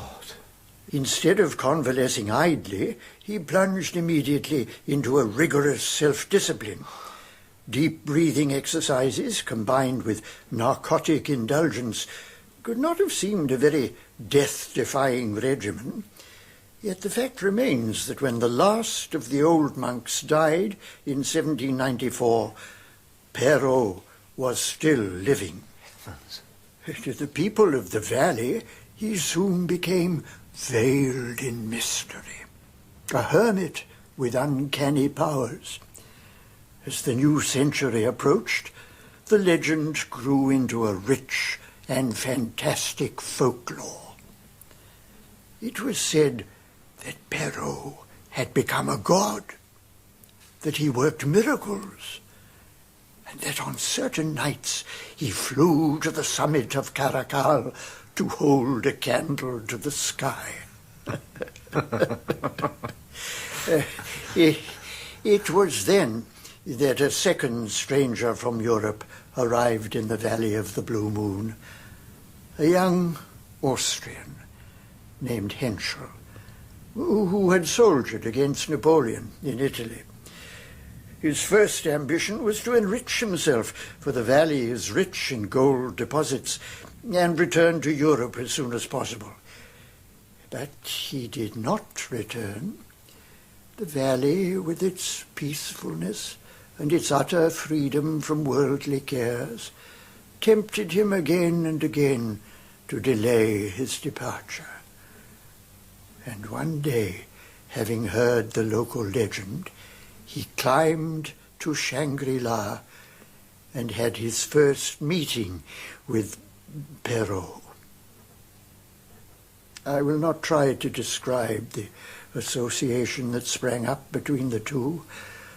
The one gave utmost adoration, while the other shared his knowledge, his ecstasies, and the wild dream that had now become the only reality left for him in the world. Please, I'm sorry to interrupt you, but that is not quite clear to me. I know. It would be remarkable if it were.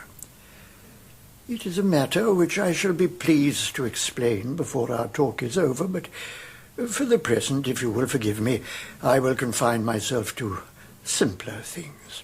Certainly.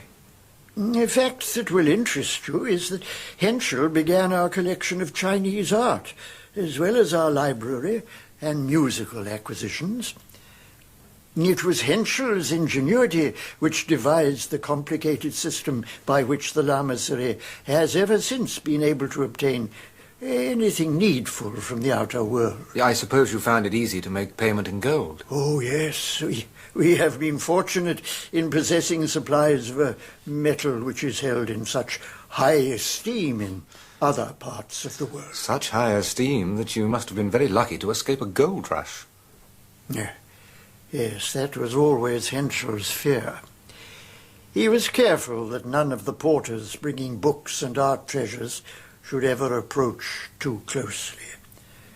He even arranged for sentries to keep constant watch, but soon it occurred to him that there was an easier and more final safeguard. Yes?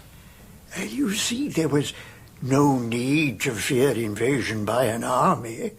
The most ever to be expected was the arrival of a few half-lost wanderers, who, even if they were armed, would probably be so weakened as to constitute no danger.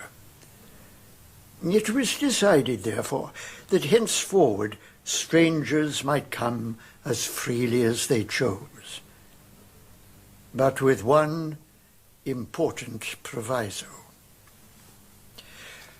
Over a period of years, such strangers did come, and not only were they now welcomed, if they chanced to find their way into the valley, but it became customary to meet them, if they ever ventured within a certain radius.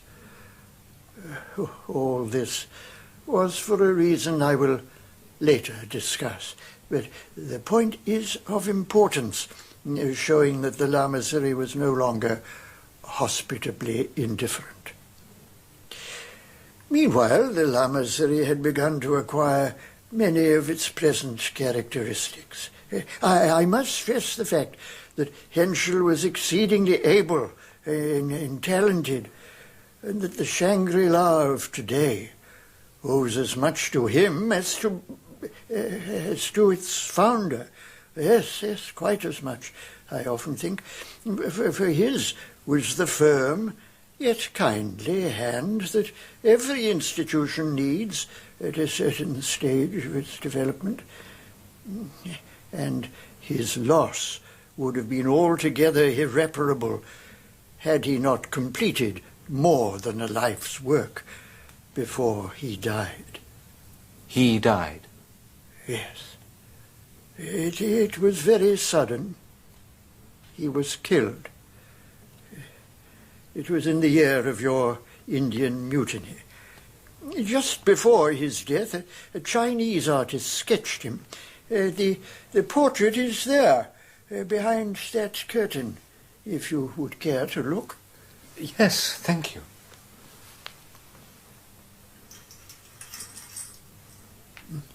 It is very well done, is it not? The delicacy of texture. But this is the face of a young man. Yes. Yes, the features are of great beauty. But you said this was done just before his death? Yes. Then if he died in the year you said... He did. And he came here, you told me, in 1803, when he was a youth? Yes. Yes? He was killed, did you say? Yes. An Englishman shot him. It was a few weeks after the Englishman had arrived at Shangri-La. What was the cause of it? Oh, there had been a quarrel about some porters. Henschel had just told him of the important proviso that governs our reception of guests. Perhaps you are wondering, my dear Conway, what that proviso may be. I think I can already guess. Can you, indeed? And can you guess anything else after this long and curious story of mine? It seems impossible. And yet I can't help thinking of it.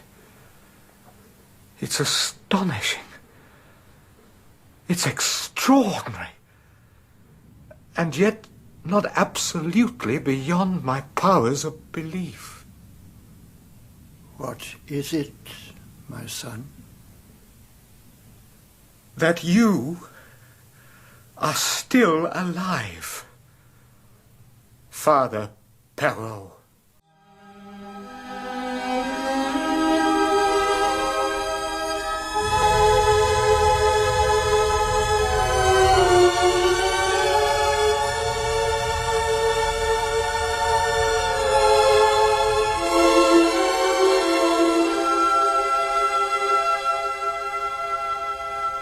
I doubt if I have ever come across a more remarkable story than my friend Rutherford's account of Hugh Conway's adventures in Tibet. That 4 people should be kidnapped in India and flown over 1,000 miles to Tibet in a stolen aeroplane was incredible enough in itself. But that Conway should discover during a private audience with the High Lama that he was conversing with a man some 250 years old. Well, the whole thing was just too improbable and fantastic to believe. And yet there it was, all set down by Rutherford. Conway had sat dizzied in brain as he listened to the High Lama, until the gathering certainty of his mind sprang to words with an emotion which he did not seek to conceal. It seems impossible. And yet I can't help thinking of it. It's astonishing. It's extraordinary. And yet not absolutely beyond my powers of belief. What is it, my son? That you are still alive, Father Perrault. And what of the other matter? The proviso. That you intend to keep us here. I take it that that is the important and invariable proviso? You have guessed correctly, my son. And we are really to stay here forever? I should prefer to employ your excellent English idiom and say that we are, all of us, here for good. But what puzzles me is why we four? We have always aimed, as far as possible, to keep our numbers in fairly constant recruitment. Unfortunately, since the recent European war and the Russian Revolution, travel and exploration in Tibet have been almost completely held up. I see. In fact, our last visitor, a Japanese, arrived in 1912 and was not, to be candid, a very valuable acquisition. The position was then that for nearly 2 decades we had welcomed no newcomers. A problem was beginning to arise, and then one of our number came to the rescue with a novel idea. It was to make his way to some surrounding country and bring us additional colleagues by a method which would have been impossible in an earlier age. I see. You mean he was deliberately sent out to bring someone back by air?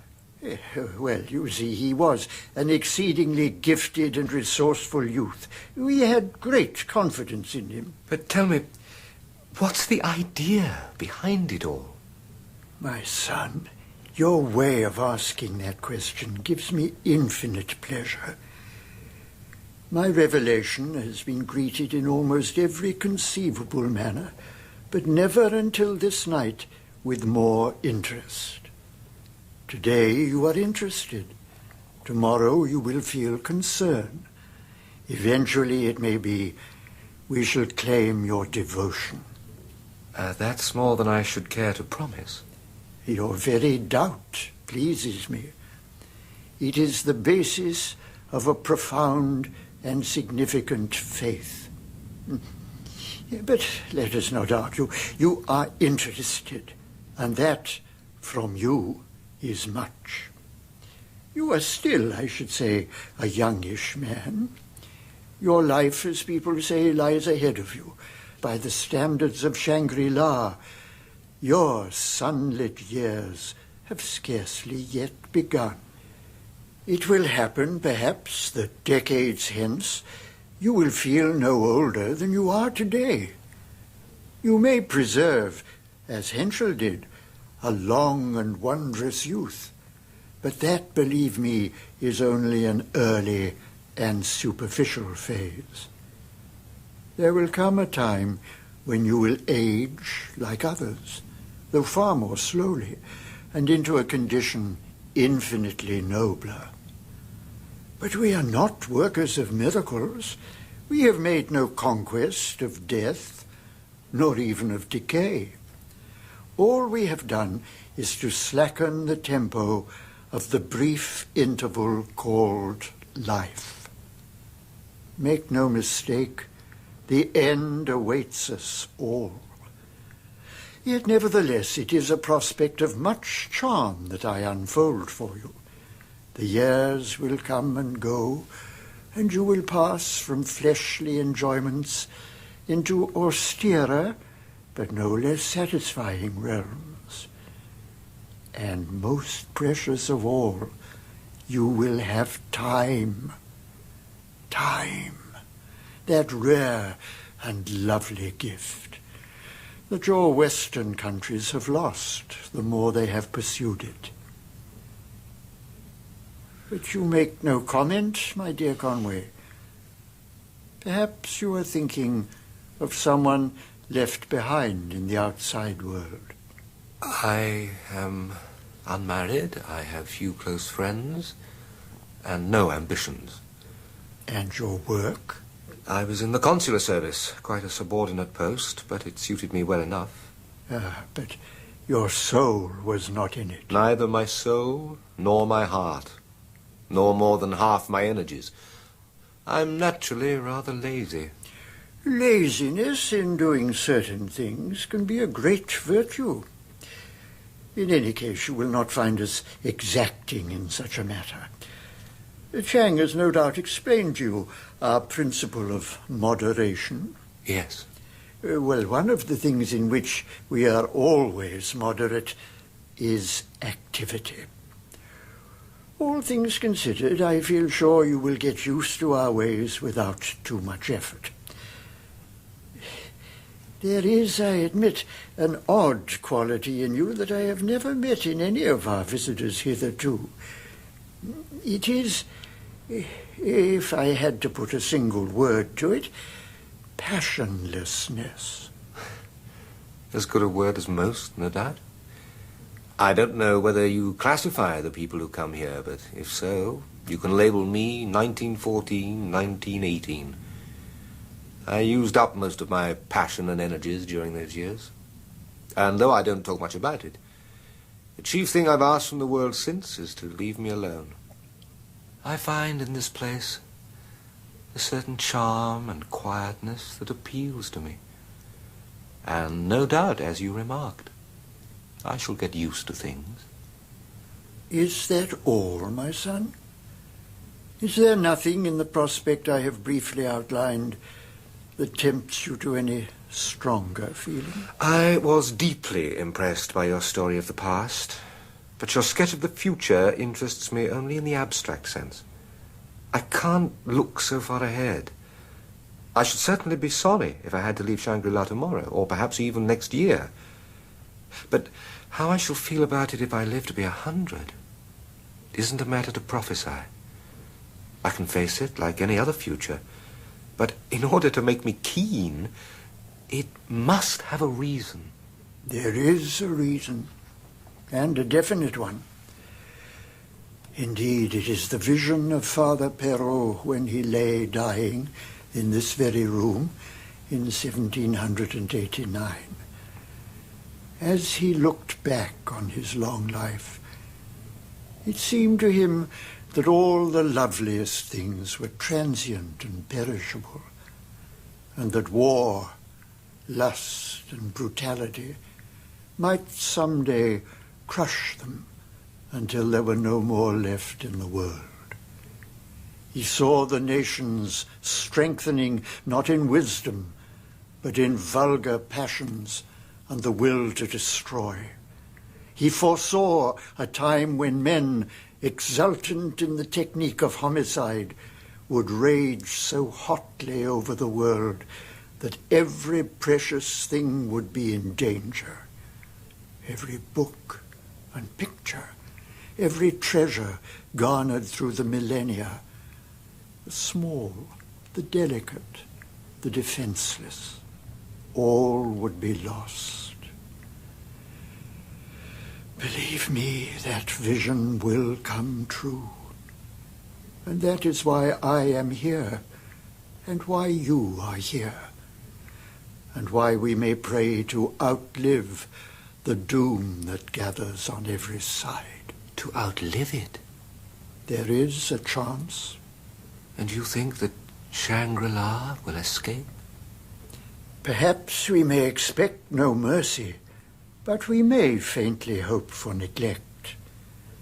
Here we shall stay, conserving the frail elegances of a dying age, and seeking such wisdom as men will need when their passions are all spent. We have a heritage to cherish and bequeath. But let us take what pleasure we may until that time comes. And then? Then, when the strong have destroyed each other, the Christian ethic may at last be fulfilled, and the meek shall inherit the earth. I understand you, Father. Well, you certainly had a long talk with the boss last night. What sort of a guy is he? Did he say anything about the porters? Or the mission station? I'm afraid I'm going to disappoint you all. Oh. I didn't discuss the question of the mission with him, Miss Brinklow, and he didn't mention porters at all, Malison. As for his appearance, I can only say he's a very old man who speaks excellent English. The main thing to us is whether he's to be trusted or not. He didn't strike me as a dishonourable person. Why on earth didn't you worry him about the porters? It didn't occur to me. I can't understand you, Conway. You seem to have gone all to pieces. I'm sorry. No good being sorry. You ought to buck up. Now, you misunderstand me, Mallinson. I meant that I was sorry to have disappointed you. Look here, it's no use continually harping on Bass School. Of course I was different then. It was a completely different situation. Well, it's something I'd rather face than all this mystery business. That Chinese girl, for instance, how did she get here?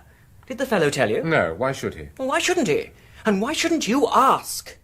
Is it usual to find a young girl living with a lot of monks? This isn't an ordinary monastery. My God, it isn't. Of course, the morals of this place are quite hideous. I don't reckon you folks would value my opinion on a matter of morals, but I should say myself that quarrels are just as bad. Yes. Well, let's keep our tempers and make ourselves comfortable. I can quite believe you find it more comfortable than Dartmoor, Barnard. Dartmoor? Oh, that's your big penitentiary. I get you. Well, yes, I certainly never did envy the folks in those places.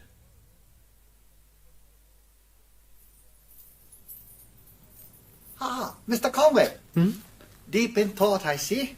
What? I'm sorry. I startled you. No, not at all, Chang. But as you know, I now have much to think about. Indeed. It is strange at first, is it not, to comprehend such a concept. Henceforth, with your fellow exiles, you will live in a world conditioned by the arrival of the porters and the return to India, while at all other times, the horizon will lift like a curtain. Time will expand and space contract. But come, let us walk by the lotus pool, where we may discuss such matters without the fear of being overheard. Chang, tell me about the life I may expect to lead, should I stay here. For the first 5 years, you will lead a perfectly normal life without any special regimen. This is to enable the body to accustom itself to the altitude and also to give time for the dispersal of mental and emotional regrets. Then, after the probationary 5 years, the process of retarding age begins. What about yourself? How did it work out in your case? My dear sir, I was lucky enough to arrive here in 1855 when I was quite young, only 22. 22? I lost my way in the mountains. When I was at last rescued and brought to Shangri-La, I was so ill that only extreme youth and virility saved me. So you're now 97? Yes. Very soon, if the lamas give their consent, I shall receive full initiation. I see. You have to wait for the round figure. Oh, no. We are not restricted to any definite age limit.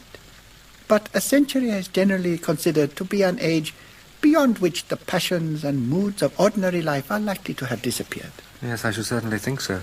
And what happens afterwards? How long do you expect to carry on? In years, perhaps another century or more. Suppose you were to leave the valley now. What would happen? Death, if I remained away for more than a few days. The atmosphere, then, is essential. There is only one valley of Blue Moon, and those who expect to find another are asking too much of nature. Well, then, what would have happened if you'd left the valley, say, 30 years ago, during your prolonged youth? I should probably have died even then. In any case, I should have acquired very quickly the full appearance of my actual age. It gives one a feeling somehow that time is like a balked monster, waiting outside the valley to pounce on the slackers who've managed to evade him longer than they should. Slackers? Slacker? Oh, it's a slang word meaning a lazy fellow, a good-for-nothing. It is significant that the English regard slackness as a vice. We, on the other hand, should vastly prefer it to tension. Is there not too much tension in the world at present? And might it not be better if more people were slackers? You know, Chang, I'm inclined to agree with you. Lo Tsen works very hard at her music. Tell me about her. Lo Tsen? Yes. Lo Tsen is of royal Manchu blood. She was betrothed to a prince of Turkestan and was traveling to Kashgar to meet him when the party lost its way in the mountains. When did this happen? In 1884. She was 18. 18? Then... Yes. We are succeeding very well with her, as you may judge for yourself. But come, let us go into the pavilion. There are others there today besides Lo Tsen, and I would wish you to meet them.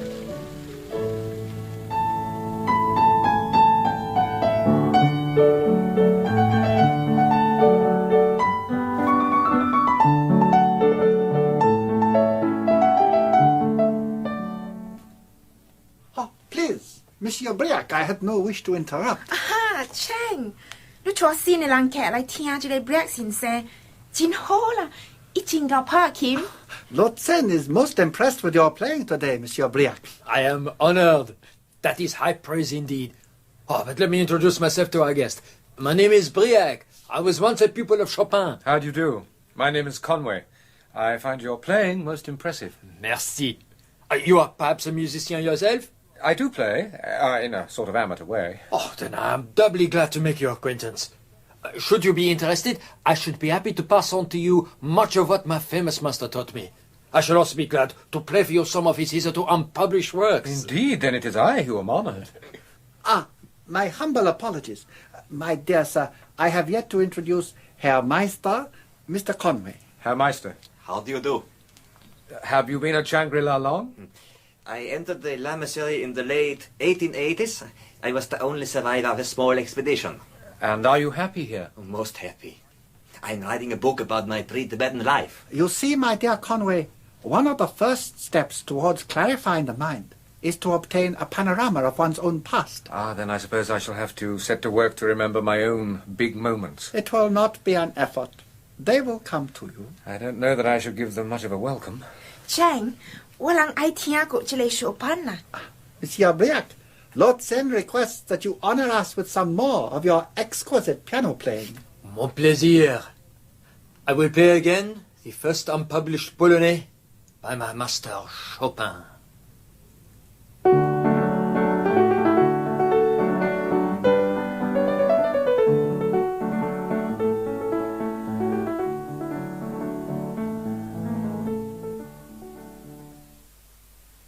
You know, Conway, I'm not sure that this wouldn't be a nice little place to settle down in. Yeah?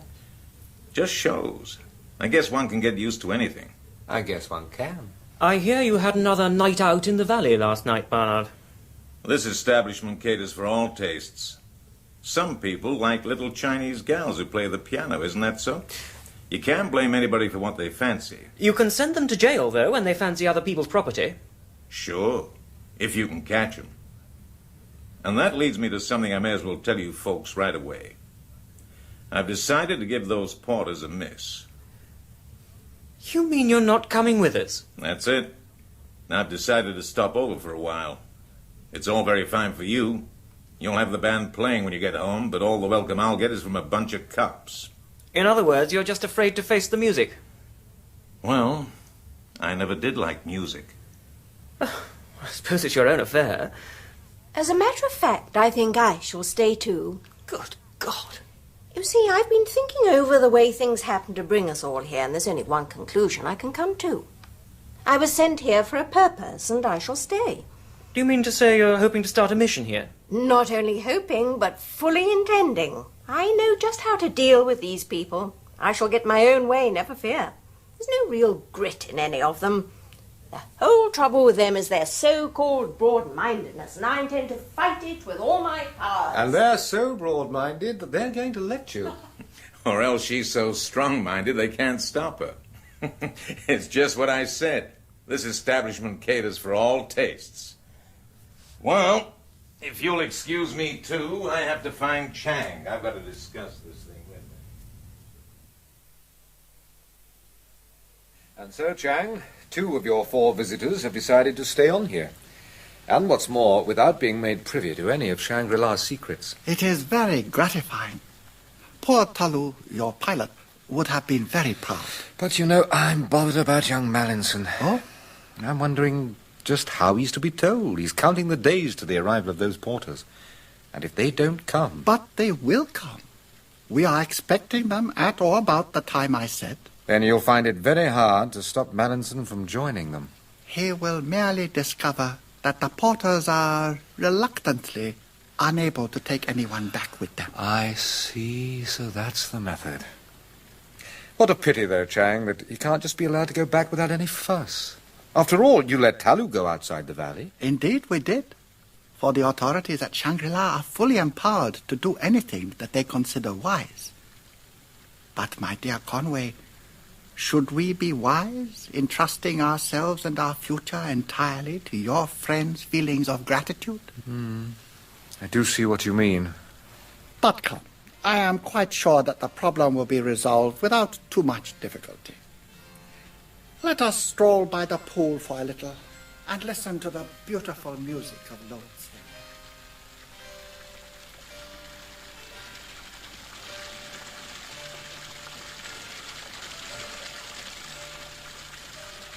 By the way, Chang, I've been meaning to ask, how do you people here fit love into your scheme of things? Love?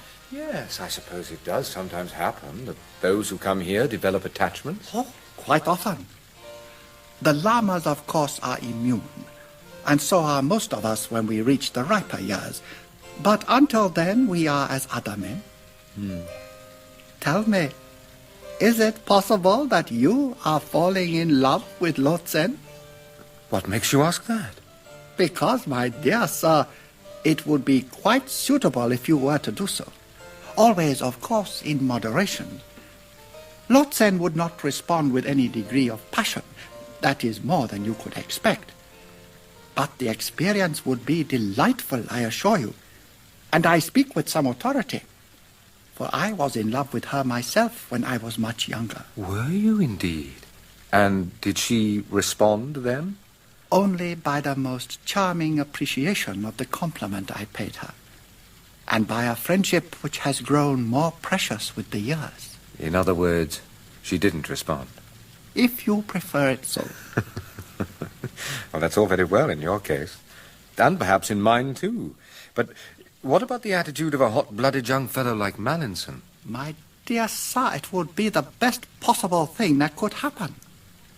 Not for the first time, I assure you, would Lotsen comfort the sorrowful exile when he learns that there is to be no return. In that sense, then, you could regard her as part of the training equipment of the establishment. You could regard her as that if you wished. But it would be more graceful and just as true to liken her to the rainbow reflected in a glass bowl, or to the dewdrops on the blossom of the fruit tree. I entirely agree with you, Chang. That would be much more graceful. And now, at this time, I am to take you to the High Lama again.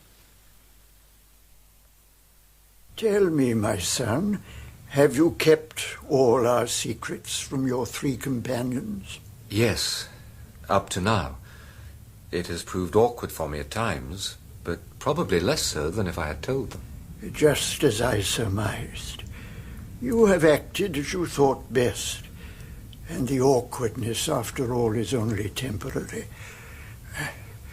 Chang tells me that he thinks that two of them will give little trouble. I dare say that is so. And the third? Mallinson is an excitable youth, and he's pretty keen to get back to India. He's energetic, and he has ambitions.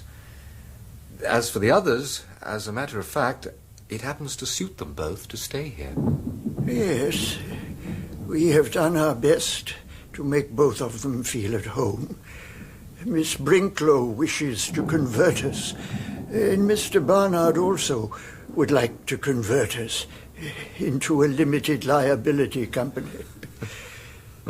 But your young friend, to whom neither gold nor religion can offer solace, how about him? Yes, he's going to be a problem. I'm afraid he's going to be your problem. Why mine? Because, my son, I am going to die.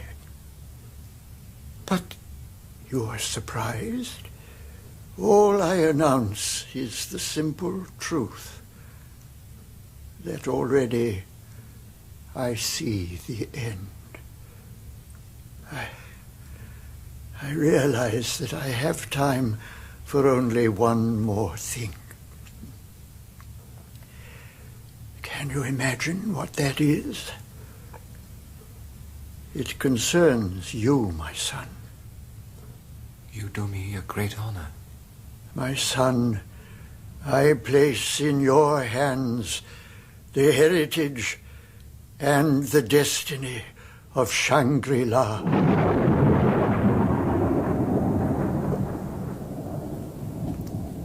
I have waited for you, my son, for a long time. I have sat in this room and seen the faces of newcomers.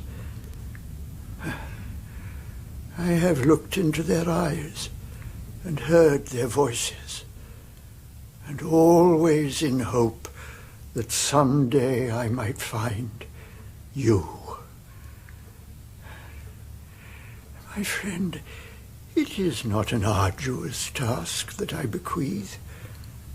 To be gentle and patient, to care for the riches of the mind, to preside in wisdom and secrecy, while the storm rages without.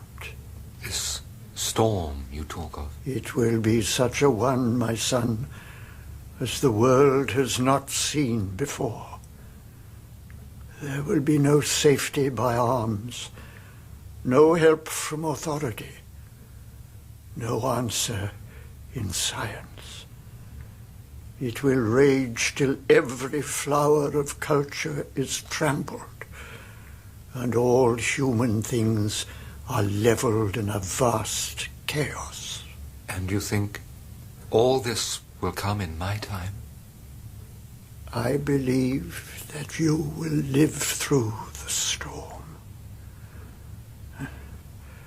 And after, through the long age of desolation, you may still live, grow older and wiser and more patient.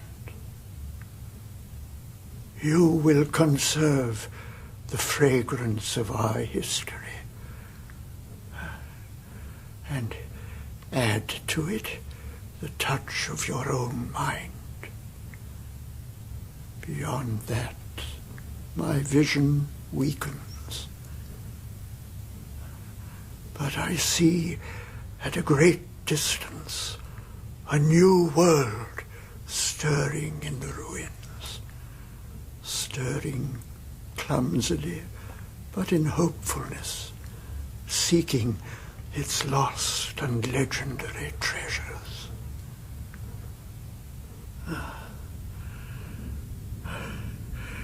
And they will all be here, my son, here, hidden behind the mountains, in the valley of the blue moon.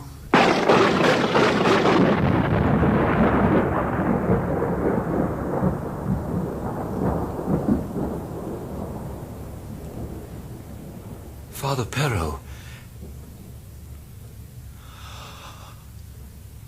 Father Perrault.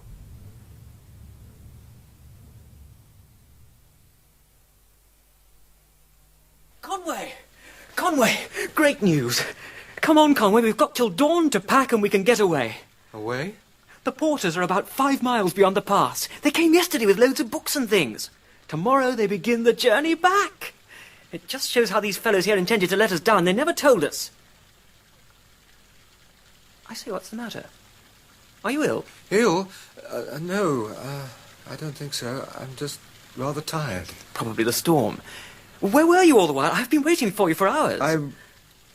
I was visiting the High Lama. Oh, him. Well, that's for the last time anyhow, thank God. Yes. For the last time. Well, I wish you wouldn't sound so deuced leisurely about it. Look, I'm afraid I don't quite follow. You say the porters? Yes, porters, man. Do pull yourself together. You're thinking of going out to them? Thinking of it? I'm damn well certain. They're only just over the ridge, and we've got to start immediately. But you can't just present yourself and demand to be escorted. It all needs arrangement beforehand. Or anything else to cause a delay. God, what a fellow you are.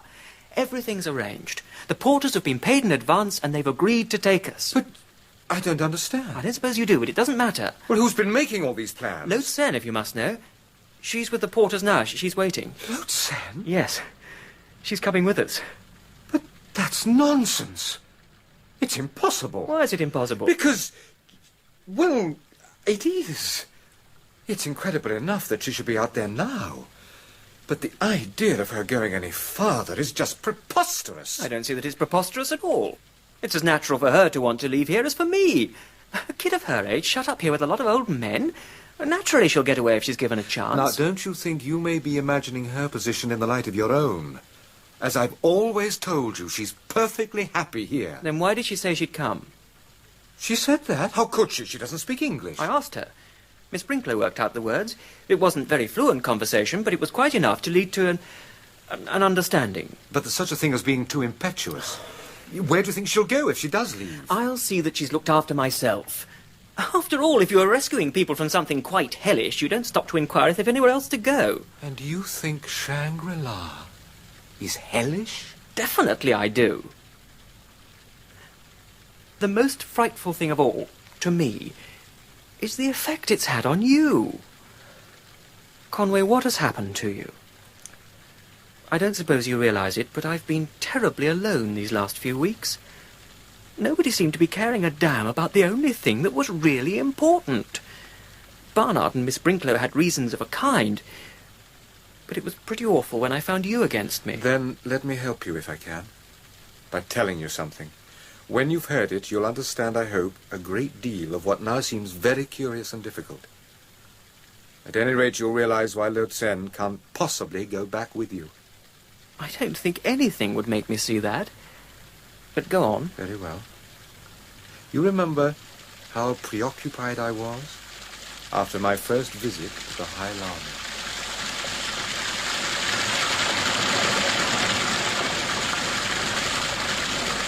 And there it is. And so you too now know the history of Father Perrault and the lamasery of Shangri-La. And also why Lotsen can never go with you.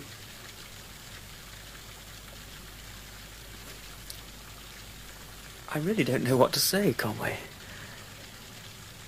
Except that you must be completely mad. So you think I'm mad? Well, I should damn well say so. After a tale like that, it's utter nonsense. You think it's nonsense? Well, how else can I look at it? I'm sorry, Conway, it's a pretty strong statement, but I don't see how any sane person could be in any doubt about it. All this about llamas being hundreds of years old and having discovered a sort of elixir of youth, well, I mean to say... Yes, I dare say you do find it hard to believe. Perhaps I did myself, at first. I scarcely remember. Look here, Conway. This place has got on your nerves, and I don't wonder at it. Pack up your things and let's quit. We'll finish this argument a month or two hence after a jolly little dinner at the club. I have no desire at all to go back to that sort of life. Do you mean you're not coming with me? You're going to stay here like the other two? Then at least you shan't stop me from clearing out. I must go, I gave my word. To Lotsen? Yes, if you want to know. Well, goodbye, Mallinson. And good luck. For the last time. You're not coming? I can't. Goodbye, then.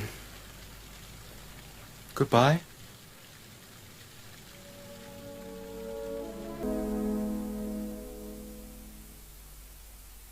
Conway, I...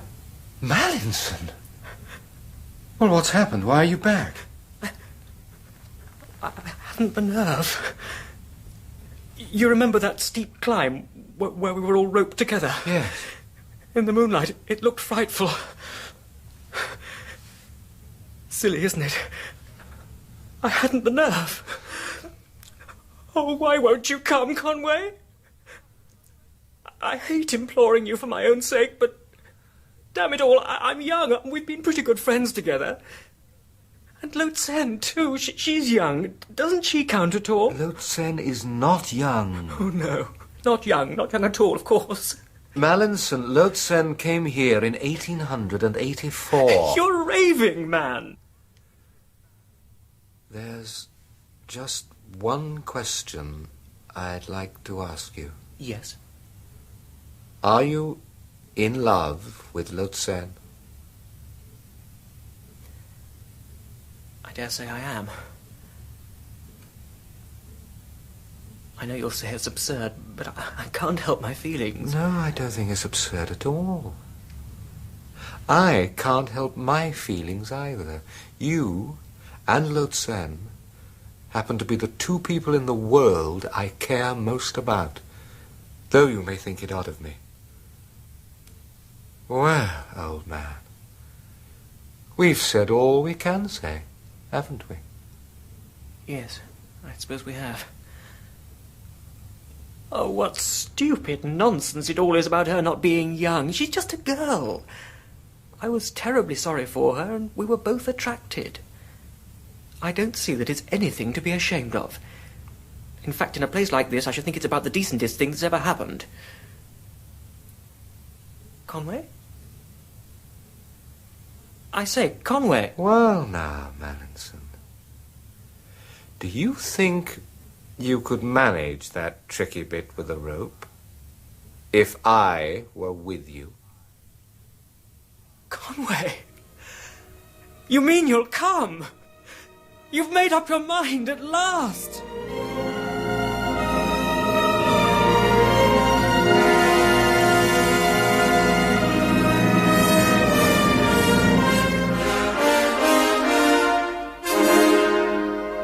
Steady! Steady! No! That ledge! I think I can just... Good man! You're doing fine! Carry on! Now, hold on tight! We're almost down! It gets easier soon! I'll be all right! Now you're here! Of course you will! Now! Steady!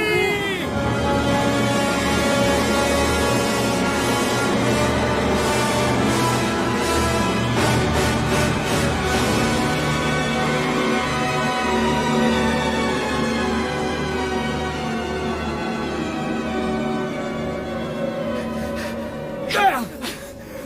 You're quite safe now. We've done it! By God, we've done it! Oh, Conway, I can't tell you how glad I am! I wouldn't try it if I were you.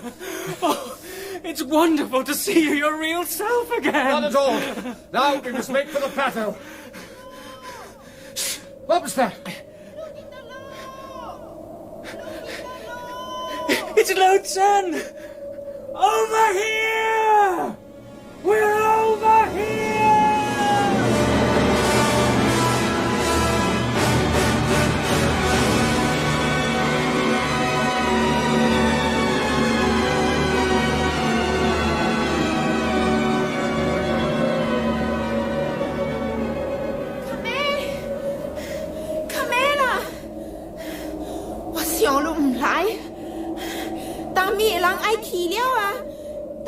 Lotsen! Yes! Conway's coming with us! Tell her, Conway, tell her! Tell her, Conway! Everything's going to be all right!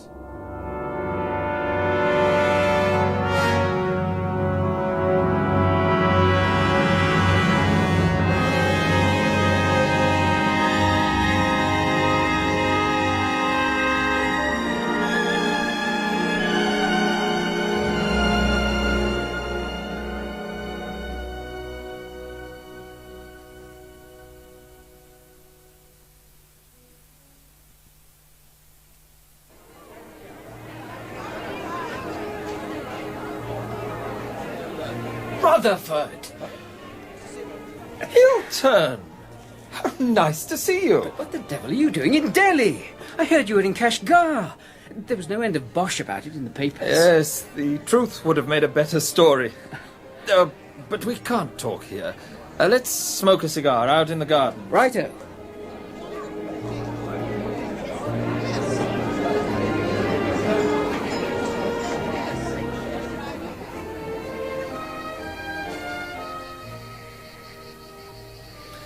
That's better. These legation affairs are all very well for the first 10 minutes. If you weren't in Kashgar then, Rutherford, where were you? Searching for Conway? Searching is too strong a word. You can't search a country half as big as Europe for one man. So you thought it might be easier to look for the Valley of the Blue Moon? Well, it did seem as though it might be a more fixed proposition. I suppose you glanced at that manuscript of mine. Much more than glanced at it. I should have returned it, by the way, but you left no address. I wonder what you made of it. I thought it very remarkable. Assuming, of course, that it's all quite genuinely based on what Conway told you. I give you my solemn word that it is. I have a good memory, and Conway always had a way of describing things.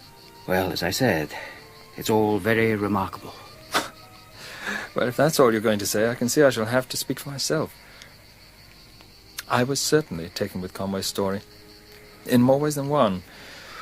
And that was why I felt interested enough to put as many tabs on it as I could. I must have done thousands of miles. The facts are as follows, so far as I've been able to verify them. Conway left Baskul on the 20th of May and arrived in Chungkiang on the 5th of October. The last we know of him is that he left Bangkok on the 3rd of February. All the rest is guesswork, myth or legend, whatever you like to call it. So you didn't find anything in Tibet? Oh, my dear fellow, I never got to Tibet at all. Huh? People up at Government House wouldn't hear of it. But well, they looked at me as if I'd suggested writing a life of Gandhi. As a matter of fact, they knew more than I did. Strolling about in Tibet isn't a one-man job. It needs an expedition. I remember when Conway was telling me his story, I kept wondering, why all the fuss about waiting for the porters? Why didn't they simply walk off? I wasn't very long finding out. Not all the passports in the world could have got me over the Kunluns. Although I did see them from a distance. Were they very forbidding? It looked like a white frieze on the horizon. That was all. Then at Yarkand in Turkestan, I had the luck to fall in with an American traveller who'd once tried to cross them. I'm sure there are passes, but they're very high and, what's more, unmapped. But what about the valley that Conway described to me? Is it possible that there is such a place? Well, possible, but not very likely. Not on geographical grounds, at any rate. Well, then, have you ever heard of a cone-shaped mountain, almost as high as the highest of the Himalaya? It's a funny thing. There was a legend about such a mountain. There are even rumours of mountains higher than Everest. But I doubt if any peak in the Kunluns is more than 25,000, if that. Sorry not to be more help. Oh, no, not at all. But tell me, you've been in the country several times. What about these Tibetan lamaseries? What are they like? Well, there aren't usually beautiful places, and the monks in them are generally corrupt and dirty. Do they live long? Yes, very often. If they don't die of some filthy disease. But what about drugs and medicines for prolonging life? Well, there are all sorts of legends about the lamas, but I suspect that they're rather like the Indian rope trick. Always something that somebody else has seen. Yeah. Although I can say that some of the lamas do have odd powers of bodily control. So there we are. And probably you'll agree that all the evidence so far is less than you'd hang a dog on. It's certainly inconclusive. Had the American ever heard of Caracal or of Shangri-La? No, I tried him with them. The only thing he did say of interest was that he once met a fellow who'd been on an expedition to Tibet in 1911, I think he said. Well, somewhere near the Kunluns, they'd come across a Chinese who was being carried in a chair by native bearers. The fellow spoke English quite well and invited the expedition to visit a nearby lamasery. But the members of the expedition weren't interested. I don't suggest it means a great deal. When a man tries to remember a casual incident that happened 20 years ago, you can't build too much on it. But it offers attractive speculation. What about Baskul? Baskul was hopeless, and Peshawar was worse. Nobody could tell me anything except that the kidnapping of the aeroplane did take place. Then I tried to trace the fellow Barnard, but found his past history so mysterious that I shouldn't be surprised if he was Chalmers Bryant, as Conway said. Did you try to find out anything about the pilot, Talou? I tried, but it was hopeless. But I did make one rather quaint discovery, and one which I could have made just as easily without leaving London. There was a German professor at Jena who took to globetrotting, and who visited Tibet in 1887. He never came back. His name was Friedrich Meister. Good heavens. That was one of the names Conway mentioned. Yes, though it may only be a coincidence. It doesn't prove the whole story by any means. But it's odd. Yes, it's odd enough. Did you succeed in tracing any of the others? No. It's a pity I hadn't a longer list to work on. I couldn't find any record of a pupil of Chopin's called Briac, though of course that doesn't prove there wasn't one. Mm-hmm. Perrault and Henschel proved equally impossible to trace. How about Mallinson? Did you try and find out what happened to him and the Chinese girl? My dear fellow, of course I did. The awkward part was, as you perhaps gathered from the manuscript, that Conway's story ended at the moment they were about to leave the valleys with the porters. Yes. After that, he either couldn't or wouldn't tell me what happened. I feel we can guess at some sort of tragedy. The hardships of such a journey would be perfectly appalling. We shall never know exactly what did occur, but it seems tolerably certain that Mallinson never reached China. Poor chap. I made all sorts of inquiries concerning the shipment of goods across the Tibetan frontier, but at all the likely places I drew complete blanks. Then I tried at Tatsianfu, where the Chinese coolies from Yunnan transfer their loads to the Tibetans. There was absolutely no record of Conway's party arriving at all. So, how Conway reached the mission hospital at Chungkiang is still unexplained. The only conclusion is that he wandered there, just as he might have wandered anywhere else. It's all really an exercise in the balancing of probabilities, and I must say the scales don't bump very emphatically either way. Of course, if you don't accept Conway's story, it means you either doubt his veracity or his sanity. One may as well be frank. I believe his experiences during the war had a marked effect on him.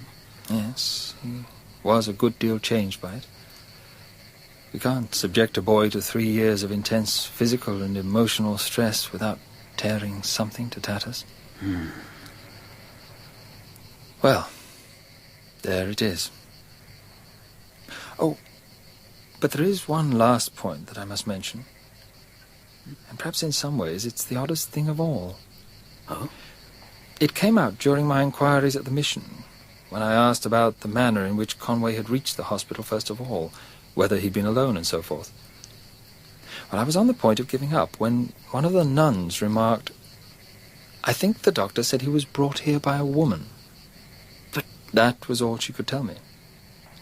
The doctor had by now left the mission to work in a big hospital in Shanghai, so I went there. It was just after a Jap air raid, and things were pretty grim. I am sorry to have kept you waiting, Mr. Rutherford, but as you see, there is much to be done. Indeed, and I'm sorry to disturb you. Oh, no. But I promise not to take too much of your time. I'm seeking information about my friend Conway. Oh, yes. I remember very well. The Englishman who lost his memory. Yes. But how can I help you? Was it true that he was brought to the mission hospital by a woman? Oh, yes. Most certainly by a woman. A Chinese woman, a Manchu. Ah. Can you tell me what you remember about her? Anything. Anything at all? I remember that she had the fever and died almost immediately. I am sorry that is all. I see. Well, thank you for your help. Oh, just one thing. About the Manchu woman. Yes? Was she a young woman? Young? Oh, no. She was most old. Most old of anyone I have ever seen. A Manchu woman? But surely... A woman. Most old of anyone I have ever seen.